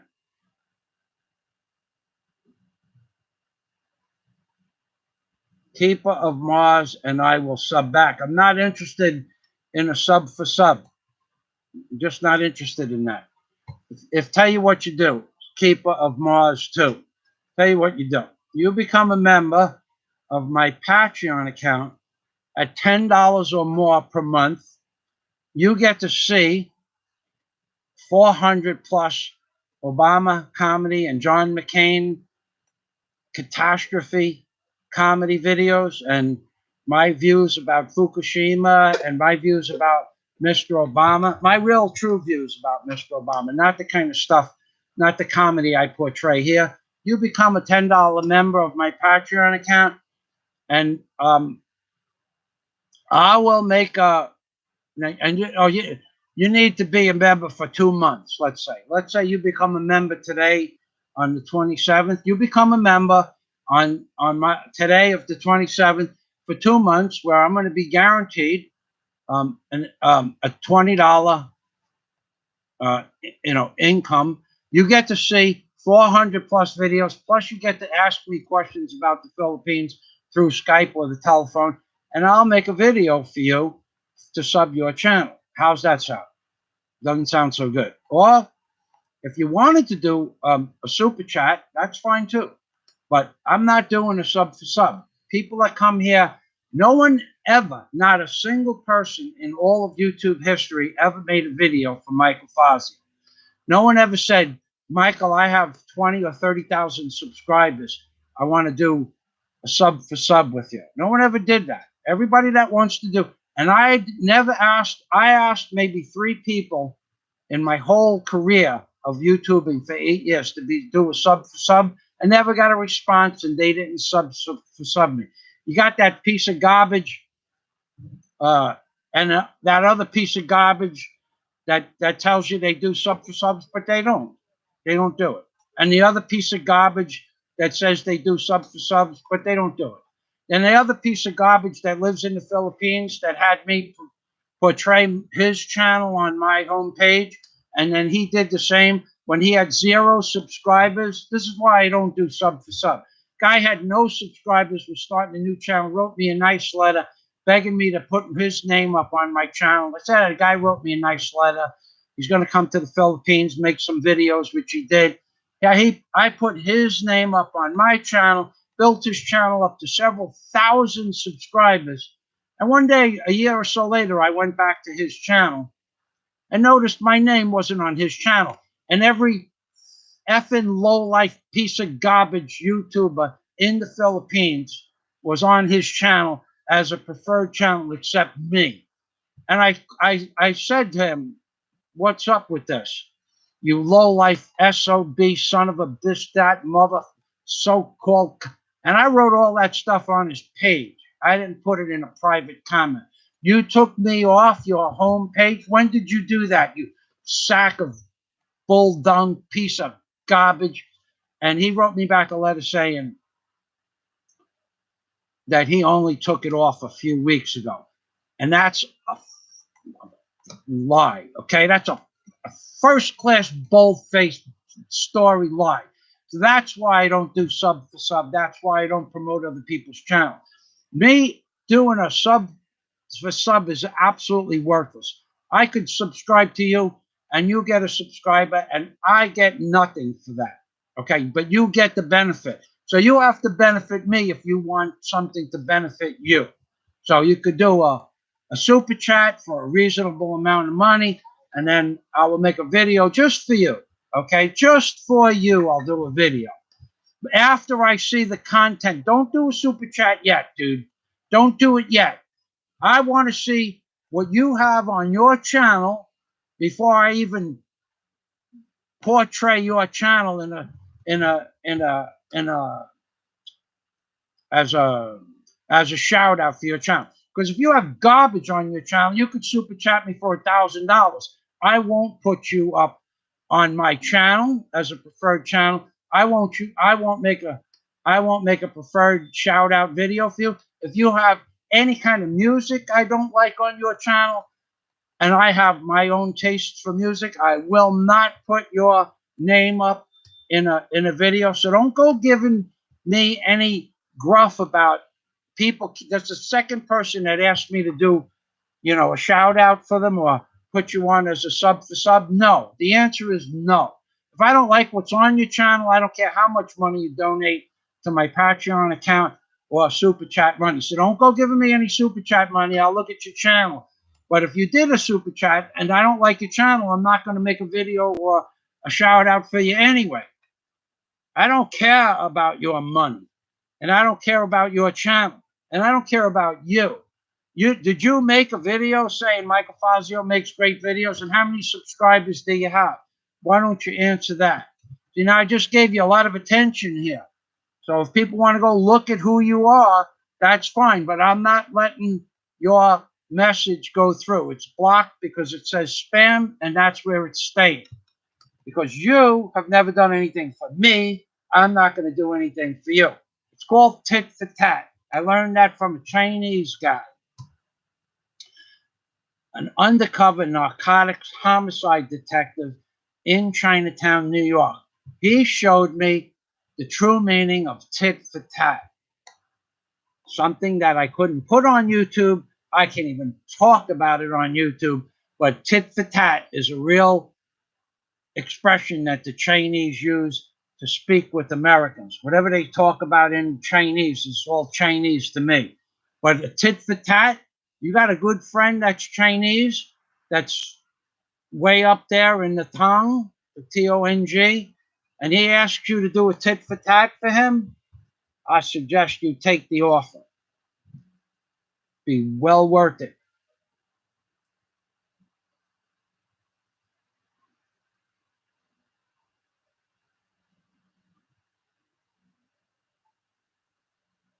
Okay. No, DOD made you famous, LOL. Hanging on the back of a jeepney? Yeah, I like that too. Hey, Chris Alexander, he's here.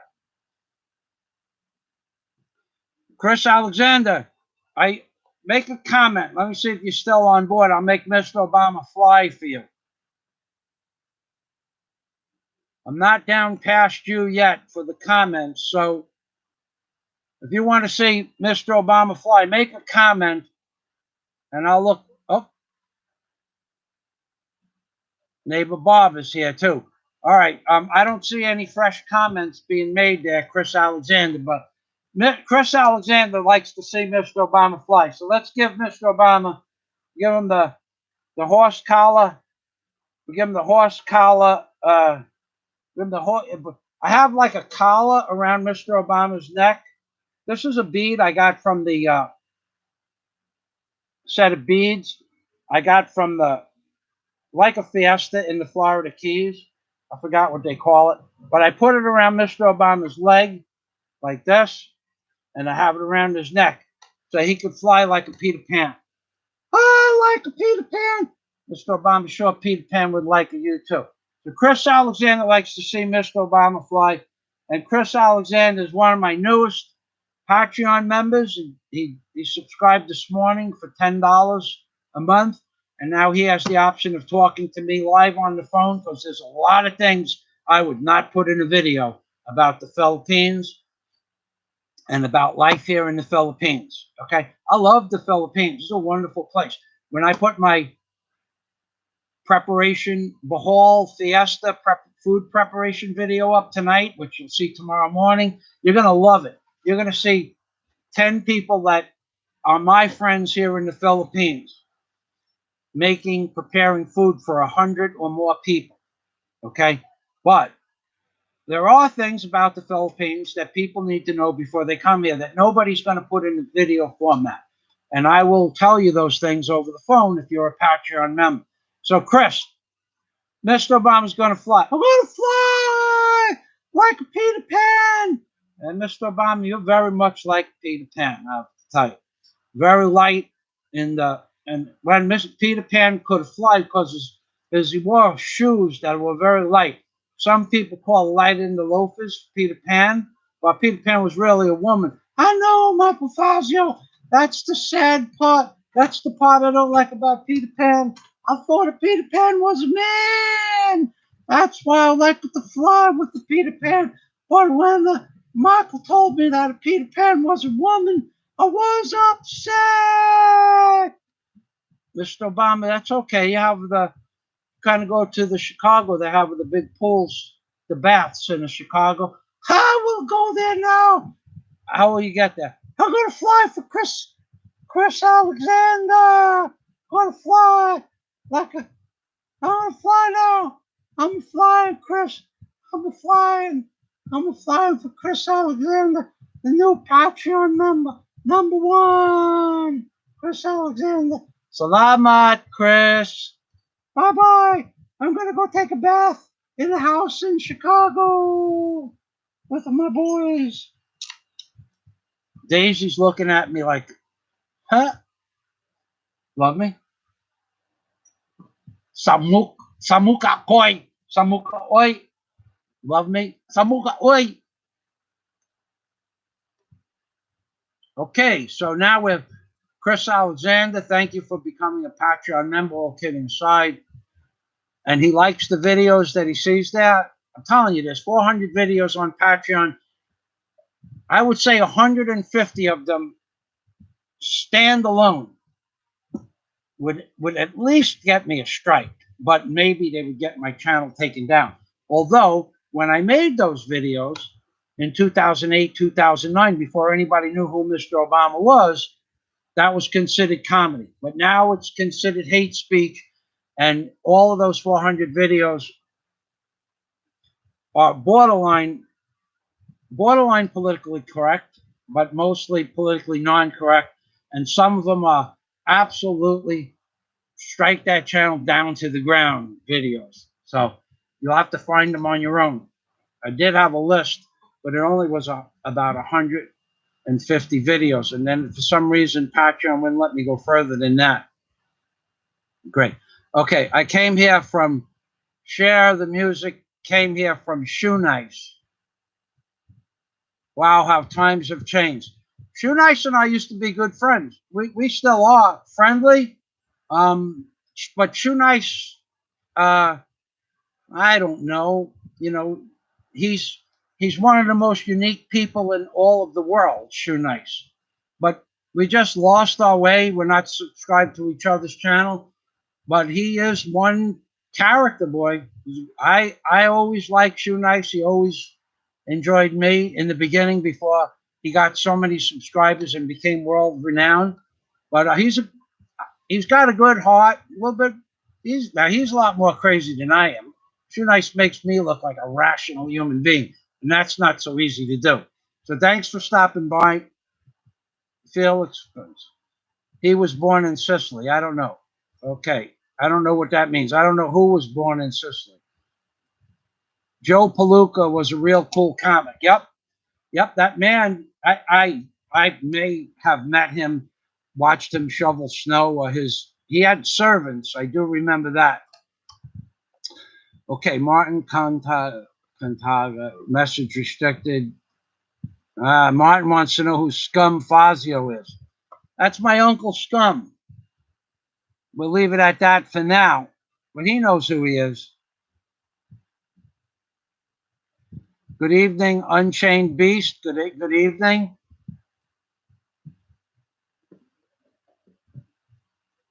Okay, Peekaboo 2 on Facebook. Okay, thank you. You're going to get me a water pick. Thank you. But I will I have to reiterate, because some people think I ask for these things libre. I don't expect, if I ask for something, I expect to pay for it. As a businessman, that's business. That's good business. So you will be reimbursed. I would even, knowing you for as long as I do, I would even send you the money through Western Union. So if you wish that to be an option, send me a message on Facebook. I have 3 Facebook accounts. I don't go to Facebook. I haven't been to Facebook in 4 or 5 days. I only look for Facebook for special messages from Eric, who owns a restaurant, the one that man I did the review for, and a few other people. So send me a message, and I'll send you the specifics. Please, Peekaboo. Thank you. Also, okay. Philippines Dream. Hello. Hello. Good morning, Philippines Dream. He's in the Philippines. Now, this man, he makes videos about the Philippines. I feel bad. He always leaves a nice message and lots of messages on my channel, and I don't watch anybody else's videos. He makes great videos. So does Lanhor, 57 or 59, makes great videos. So does Ray Patterson, makes great videos about construction. I just don't have time to do all this stuff.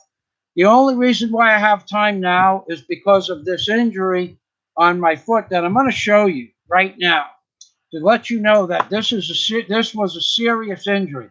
Daisy, come over here and hold the light for me, please.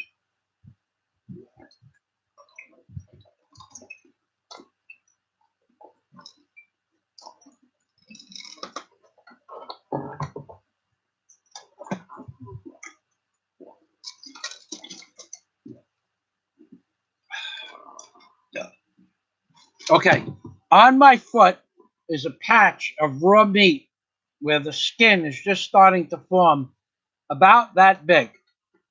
It's about 1 5/8 inches by 2 inches, 1 3/4 inches. Okay, it was this big. That's what they cut off the bridge of my foot 45 days ago. So this is 45 days of healing. So you people are wondering why I'm here. We did work yesterday. We put the filters back in the machine 2 days ago. Yesterday we rebuilt one of my die grinders, a Makita die grinder. Also 4 days ago we rebuilt my Milwaukee. We had a short in the electrical plug that I found easy enough, and we soldered the wires together, and I put lots of tape over it where it bends out of the back of the machine. So we work every day. And then yesterday we did a personal project that it took about 3 hours to do. I can't show you that project from this computer screen, and one day I might. But that we did another project for 3 hours. But the reason that I'm not outside working every day, well, we are preparing food for the Fiesta. I'm going to load some videos for the Fiesta. But this is 45 days after medical treatment. And Daisy, you will come down here. Come down here, please. Oh, okay, wait. You go over there. No, come down over here. This is best. Yeah, it's best because the light will not be. You won't have to reach around the computer screen. Okay, so put the light on my foot. Well, first, we'll show them the foot without the light. Let's see what happens. But I won't be able to see. So you move the foot where it's in the screen properly. Move it up or down. Okay. That is the wound. Can we go closer? Yeah. Okay. Now, okay, let me have the light. Let me have the light. Okay. Now you hold my foot up to the screen like you did, and I will be the one to put the light on it. Because from this angle, it's easier for me than you. So you hold the wound up to the computer screen. Cannot see. It's all light. Much better, no light. Like that? Much better, no light. Like that. Yeah? Okay. Yeah. That wound, let's get a close-up, yeah? That wound is 45 days old. 45 days of medical treatment that we put a product called silver sulfadiazine. Silver sulfadiazine. First, we wash it with what is the name of that product? Benadine, not Benadine. First, I'll show you the products.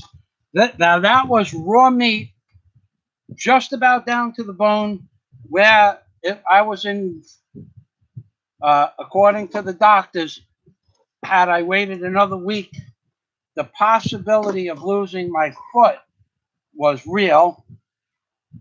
Had my body not healed after treatment, but it was definitely another week I would have been in the hospital on intravenous. This was serious. I let it go thinking it's a staph infection. I had the fever for the staph infection. I only let it go for about 14 days. The day it got really bad was a Saturday night. It got really, really bad Sunday, I think it was. And then it got worse. And I said, I got to go to the doctor. And we had a freaking storm that day, and I didn't go. It was my fault that it got as bad as it did. But these are the two products. Honey, where's the boxes of medicine I had? Oh, in the other. Okay. Okay. This is one product that we're using.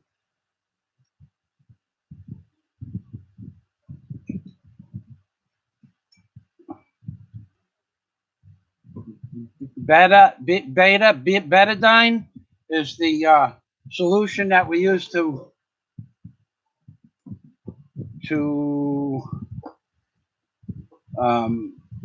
kill the bacteria on the wound. In this one, yeah. Here's my medical kit. I have two of these. One is every day that we use. Here it is. And the second product, I have two makes. I'll give you the prices of this stuff in case you want to get an idea what the price difference for medicine is in the Philippines. This is silver sulfadiazine. Okay. This tube is 20 grams. 20 grams. Okay. What does it say? 20 grams. Does that say 20? Well, this tube is 20 grams and costs 400 pesos, which is $8. That's at the medical supplies in the Borja Hospital, out the back door from the BQ Mall, and to the left, 40 yards to the left. The Borja Hospital is the hospital I would recommend over any other hospital for in Bohol for emergency treatment. But the Borja Hospital is the most expensive to stay overnight. Okay, it could be 4,000 plus pesos per night at the Borja Hospital. So say goodbye to SHEMP. I am SHEMP. I am not SHEMP anymore. Say goodbye to SHEMP. Very rarely do I ever let my hair down, by the way. Only because of One Lonely Farmer and his. Where's my band, honey? You know not? Maybe over here? Pick that up. Okay. Got sidetracked there a little bit. Okay. So that tube. The mouse. Yeah, the mouse. Okay. That tube was 20 grams and was 399 pesos. I have it in my Patreon videos. And I have in detail costs of all the x-rays. This is the kind of thing that you're going to get on my Patreon account that I won't put on my YouTube. The x-ray room, the excellent staff at the Borja Hospital. I have videos of them working on my foot, which I promised them I would never put on YouTube, but I told them it would go on a private website that only my paid subscribers go to. The doctors and the nurses were okay with that because some people say you're not allowed to tape in hospital. I got permission to tape in the hospital, but only if I agreed verbally to not put it on YouTube. And I agreed verbally, and I don't put it on YouTube, but that stuff's in part of the stuff you're going to see in my Patreon account. Now I'm going to give you another cost of medicine in the Philippines. I'll give you another cost of, I'll give you another free advice here. This medicine is also silver sulfur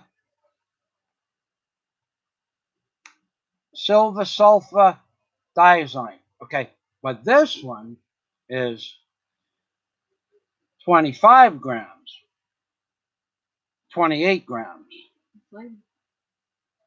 Let me put my glasses on. Where are my glasses on?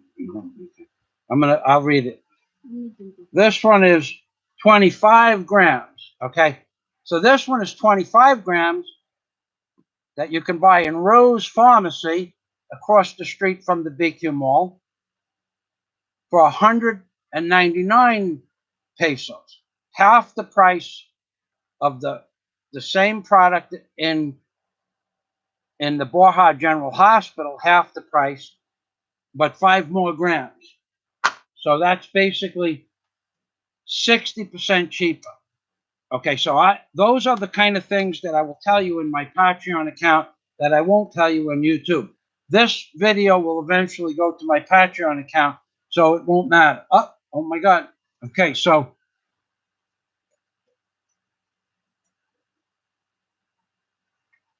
Peekaboo says, okay, see, that's why Peekaboo, that's why I don't like to ask people. I'm going to thank you for your generosity.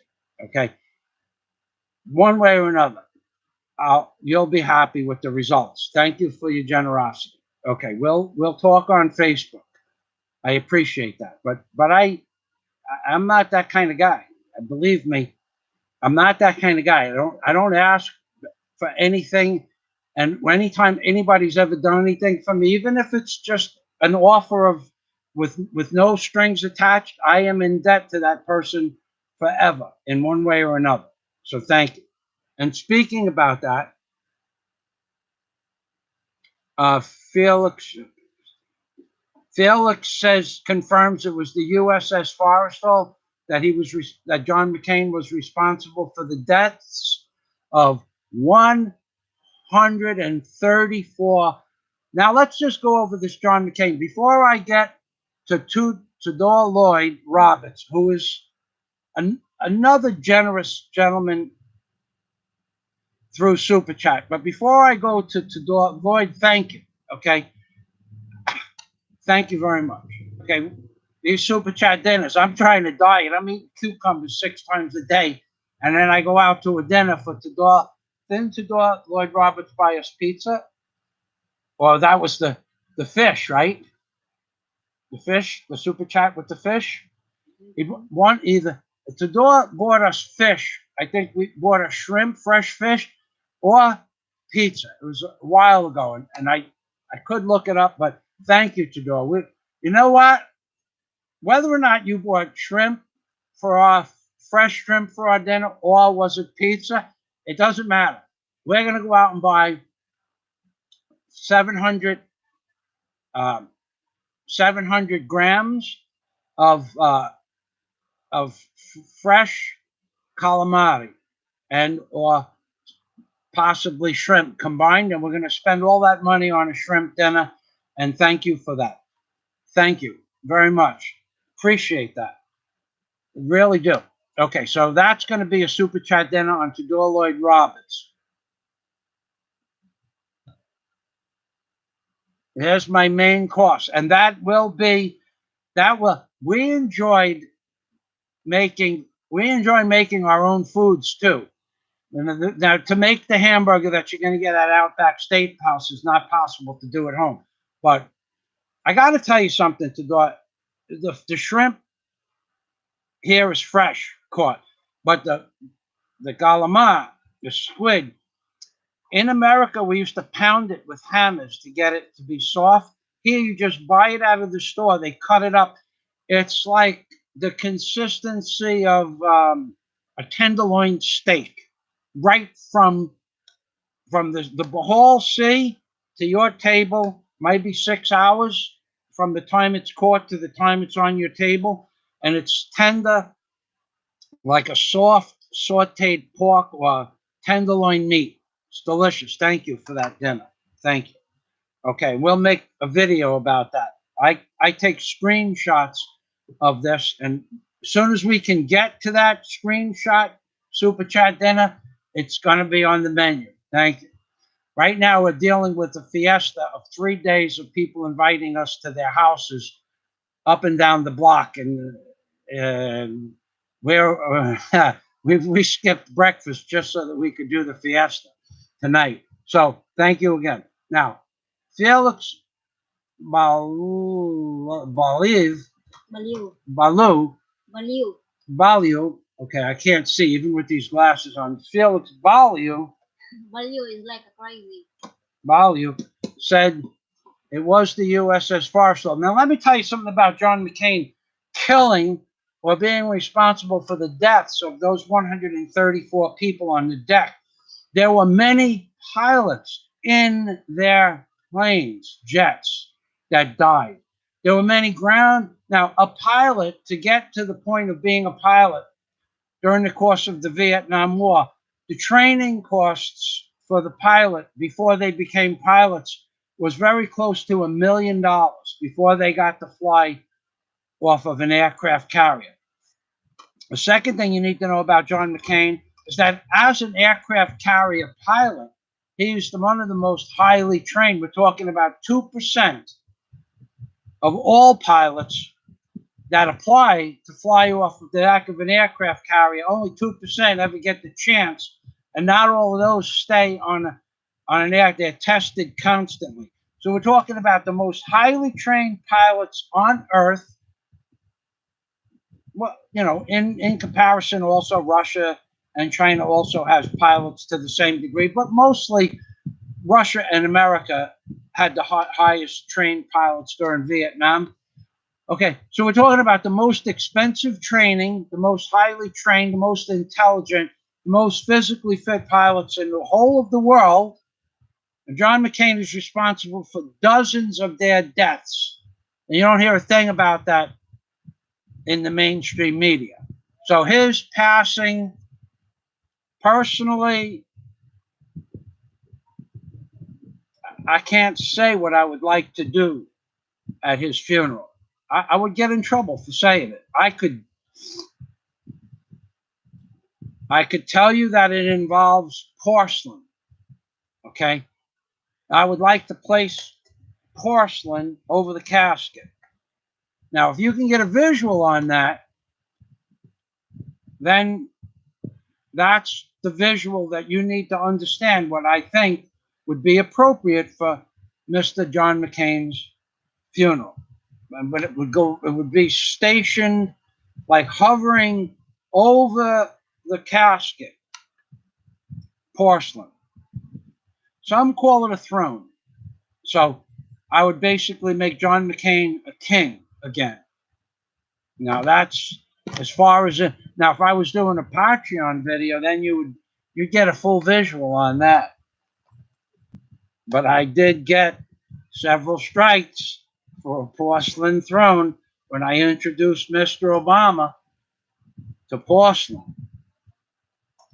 Got to be careful when you're bringing politicians to the throne. You got to be very careful. Okay. All right. Trip to the main. Karma is real. Okay, so I guess you listen. Okay, well, karma is real. He's talking about John McCain, the warmonger. That's right. Well, no, John McCain did not fulfill any part of a karmic destiny or a karmic debt. He may be now, but for all the pain and suffering he inflicted on the 134 dead people on the USS Forrestal, and another 100+ people that were seriously burned with first, second, and third degree burns, and I would think it's close to $100 million in damage by the time the jets and the bombs and the people and the costs of medical. He caused $100 million in damage. I'm taking a guess here, stab at it. so to speak, move over John McCain. I'm trying to take a stab at the damage you caused. Wouldn't want to injure you. And I would say it cost $100 million worth of damage on the aircraft carrier.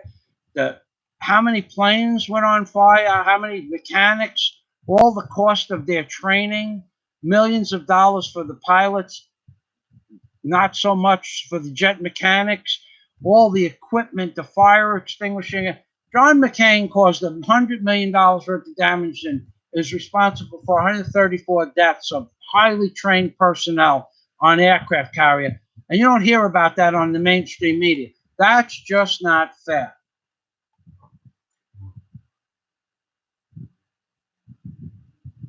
Felix Baloo followed the money on John McCain. Cheney was another warmonger. I already mentioned Cheney previously in this video, where he started a company for the x-ray machines that they put in every airport in America 5 years or 4 years before 9/11. And then when 9/11 happened, he was responsible for the United States government buying the x-ray machines from the company that he started. So, yep, Dick Cheney is another one. Neighbor Bob. Neighbor Bob is visiting here. Let me see how many visitors I have. Wow, 35. I never really look up there. I can't see. It's white on white. And 35 people. I think that's a good amount. Thanks, everybody, for stopping by. This is going to end soon now. They didn't call him. Now, Neighbor Bob, now, I could talk to Neighbor Bob. Talk to Neighbor Bob on the phone. Got a good sense of humor. How you doing, Bob? Hope all is well with you and the missus. Great guy. He got a channel, got a sense of humor, and he's got some good videos up too, Neighbor Bob. He's a very sick man. He's sickly from chemical poisoning, and he makes the videos about the medicines that he's still taking from being chemically poisoned via his job and the chemicals he worked with his job. So if you want to talk to somebody that's sick, Neighbor Bob has had many types of illnesses and sicknesses, and he might be able to help you. Okay, so now we're going to go back to Neighbor Bob's. LBJ made millions off the Vietnam War. That is why we had it. Sad. I tried to post a link Roger Stone gave, but it would not post it here. Now, I told Neighbor, I don't know if you heard, Neighbor Bob, the only reason for the Vietnam War was two reasons. One, they had either 50,000 bombs left over from Korea, 150,000, 250,000, or maybe even 500,000 bombs that they needed to get rid of. That's the first, so they could build new bombs, which means money in the pockets of the shareholders and stockholders of the bomb building factories. That's number one. And two was to test out all the new weapons and bombs and mechanisms that they had, the war machine, to test out all their toys. Okay, Neighbor Bob says, my Great Western Bank from USA only charges me $2 per international ATM fee when I am in the Philippines. My Wells Fargo bank charged $5 per ATM fee. That's what mine is, $5 per ATM fee. Total ripoff. Okay, so let's see. Total ripoff, $5 to take $200 out of the bank. But me, I can't complain about banks, because what I did to the banks back what I did to the banks with mortgages, and when my house collapsed, they made millions off of me, and I ended up earning some money from them in the long run. Okay, so I can't complain about the $5 service fees so much, because they're robbing me, and I had run up a bunch of credit that I couldn't pay because I couldn't pay my bills, and I had to declare bankruptcy, and the banks had to eat it. So that $5 service fee is chump change, really.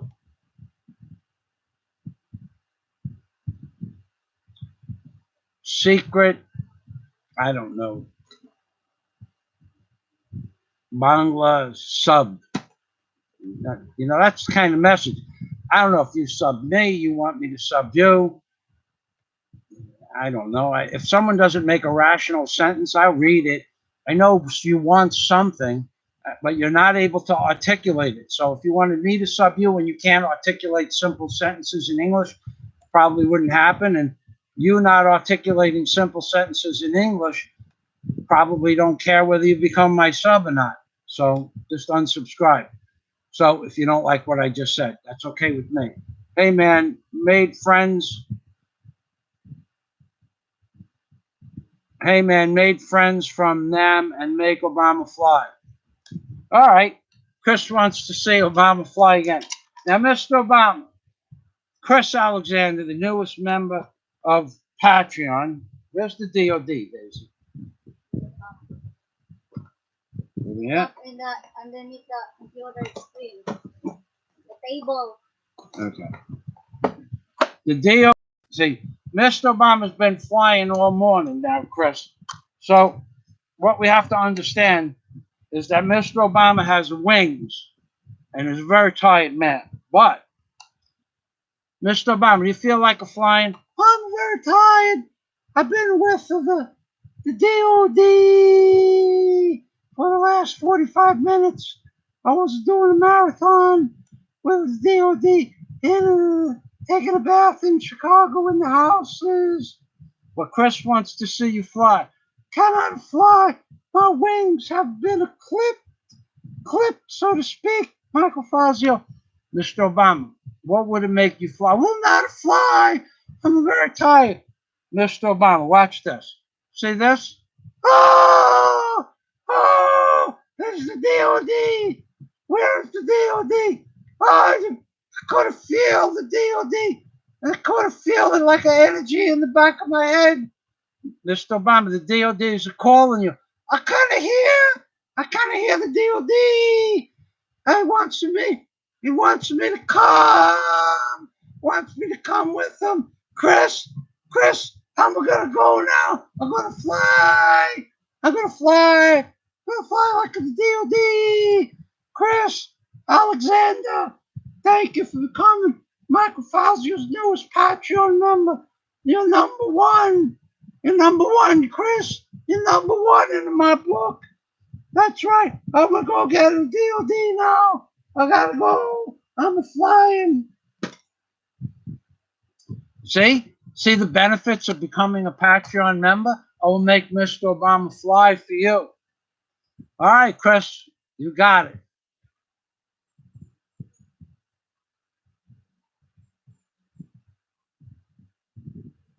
Benoit balls for Mr. Obama. I don't know what Benoit balls are. We'll have to open up that comment to see what that is. What is a Benoit ball for Mr. Obama? What could that be? Let's see what it says here.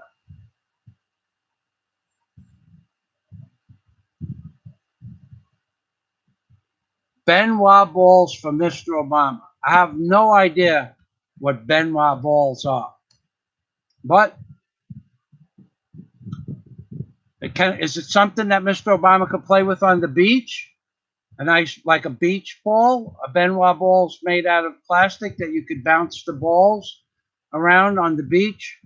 Like a family outing? Benoit balls? I have no idea.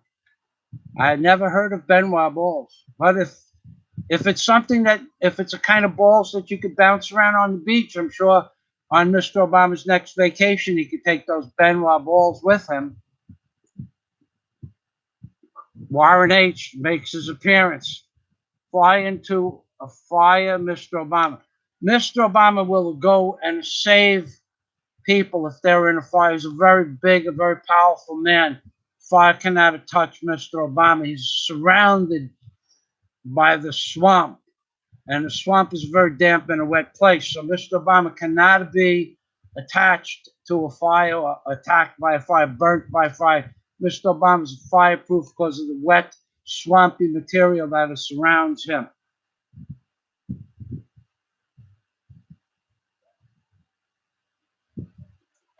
Chris Alexander made friends in Nam and liked to see Obama fly. Well, Chris, you just saw it. Thank you. Thank you for the ideology to make Mr. Obama fly. And then Chris, he likes this part. Whee! Mr. Obama's flying. Flew just for Chris Alexander. He's also flown many other times for Chris, because Chris likes to see Obama fly, and Mr. Obama likes to fly, and I like to fly with Mr. Obama. Don't take that the wrong way, though. Mr. Obama launching a Scud. I do have, where the heck is Mr. Obama? He has a rocket launcher. I don't know. The baby bomber has a rocket launcher attached to him at all times. I don't know what I did with the baby bomber. I put him away.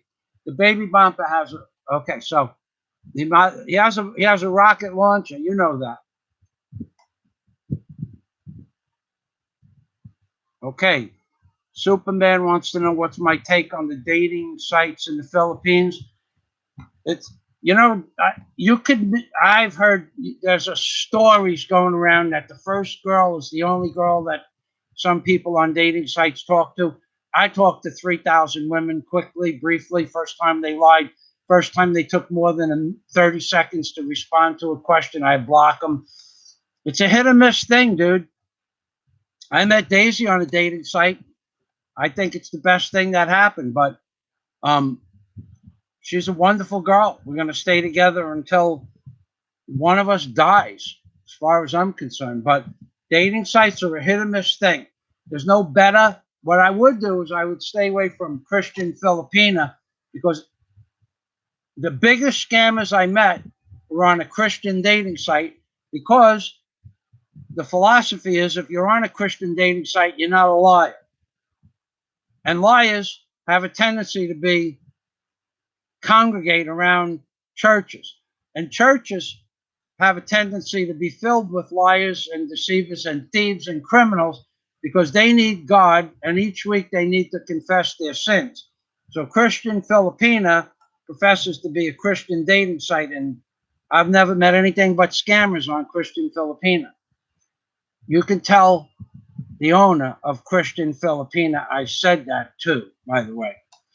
He will like what I said, and he will eat it if he doesn't like it, because the girl I moved to the Philippines, Mila from Lapu-Lapu in Cebu, that I spoke with for 6 months, that was supposed to meet me at the airport after 6 months of talking to twice a week, and after sending her only $50 to buy a dress and shoes, and promised that I was coming to the Philippines anyway, but I was coming to meet her because I thought she was a wonderful girl. That little piece of Filipina matter didn't even show up at the airport, didn't leave me a message, didn't send me a text, didn't leave a message on Filipina Cuba, took the money and went to a wedding in Dumaguete. That's what you meet on Christian Filipina. The next one was worse. Knew her for a week. She asked me for 2 million pesos. She was Muslim. She wanted me to buy her hand in marriage by bringing 2 million pesos to her father's tribe in Mindanao in cash, so that I could free her sister and her from their family fiduciary debt. And I only knew her about 2 weeks on the site, and I met her for about 3 or 4 breakfasts, and then we went to it. She was Catholic. Her father was Muslim, but her mother was Christian, and it was the father's second wife. So they were looked at like saleable objects. And I went to a church called the Church of something, big church in Cebu. And she said to me, will you give me 2 million pesos so I could give it to my father when we get married? And I go, what? I didn't even know the girl's last name. That's what I met on Christian Filipina. So the hit or miss thing, Superman. Warren H. looks nasty. That's nothing, Warren. That's after That was 2.5 times bigger, and it was raw meat 45 days ago. Neighbor Bob, past our bedtime. Good night, Bob. Okay, I'm going to end this live stream in a few minutes.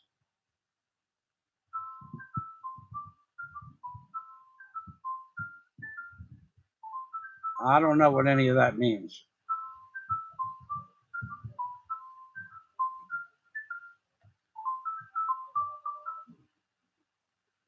I don't know what any of that means either.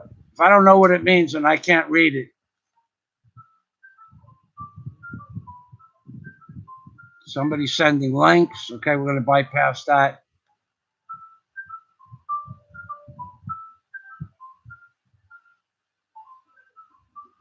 Silver sulfur dioxide is something that every nurse that I met, Paul, every doctor, and the pharmacy recommended over any other product.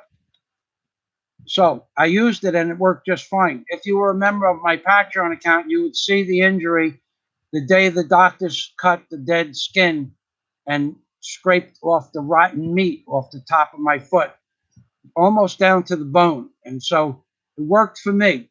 So I don't trust Wikipedia.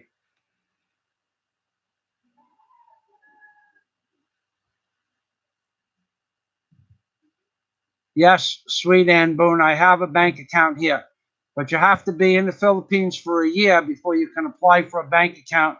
And then after you fill out about 2 hours worth of paperwork and get all your papers together, it takes a month to get your bank card. Not so easy.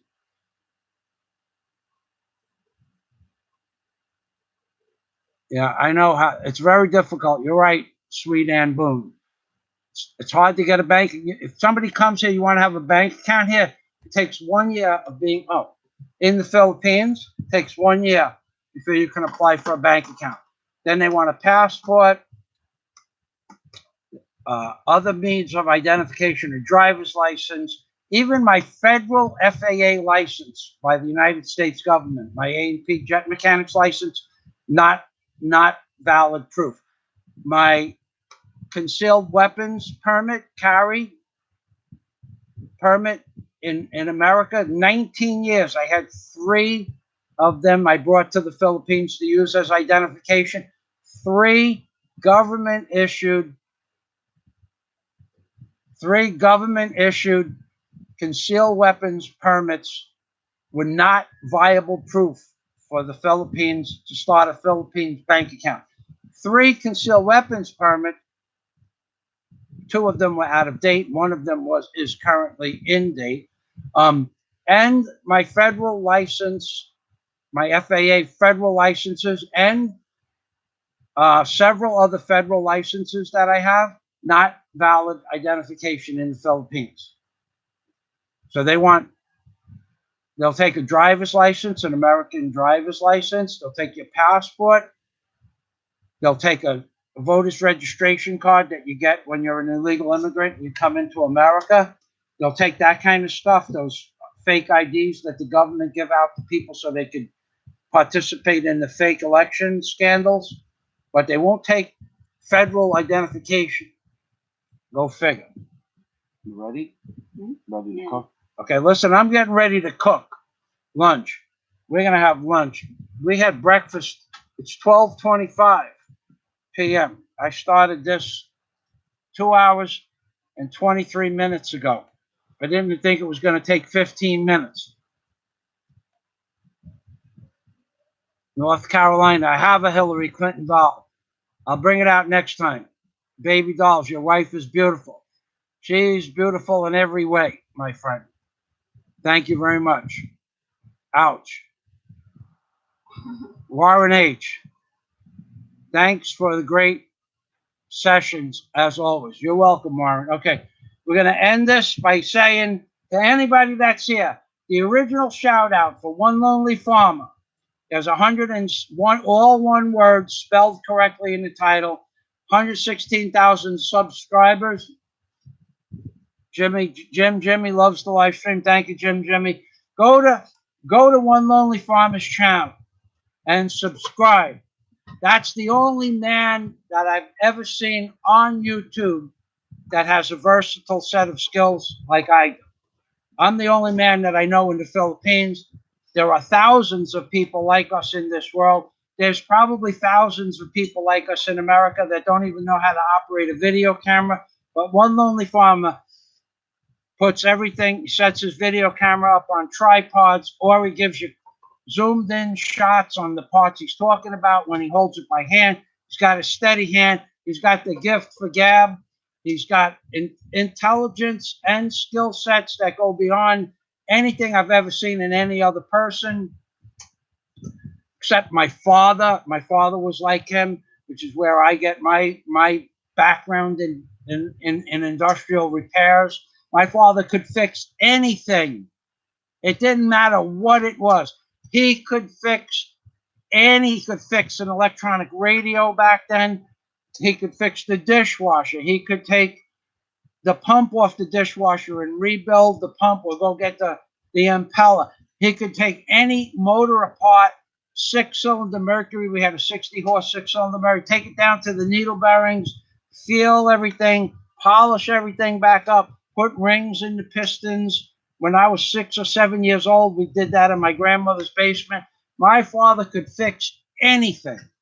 There was nothing my father couldn't fix. He could take a diesel engine apart. He could take the fuel pump off of a diesel engine. He could take a carburetor apart. He could fix anything that was made, my father could fix. And that's where I learned to understand that anything that's been built is rebuildable. Anything. It doesn't matter what it is. Except this new electronic stuff, you just remove and replace as necessary. So God day to everybody. And the second channel, besides One Lonely Farmer to go subscribe to, is, of course, Village People Philippines. That woman goes into people's houses in the Philippines, which reminds me to remember to look at my next 3 videos. God day to you too, DR. Watch my next The Goats, the one I have up. There's the sounds of Fiesta preparation, which is the slaughtering of a pig in my neighbor's yard. And then 7 men and 3 women preparing 50 kilos of baboy, which is pig, including real fire stoves, real wooden stoves in the Philippines with pots on top of clay urns, like a barbecue urn. God day to everybody. From Michael Fazio. And Daisy, come on over here, honey. This is Michael Fazio and my guapa cat. Beautiful, intelligent, wonderful. Never ever gives me any grief or gruff. Doesn't ask for anything, except sometimes she wants me to remind, which is the Phillips head screwdriver. What does that look like? Come on, honey. Tell them what the Phillips head screwdriver looks like.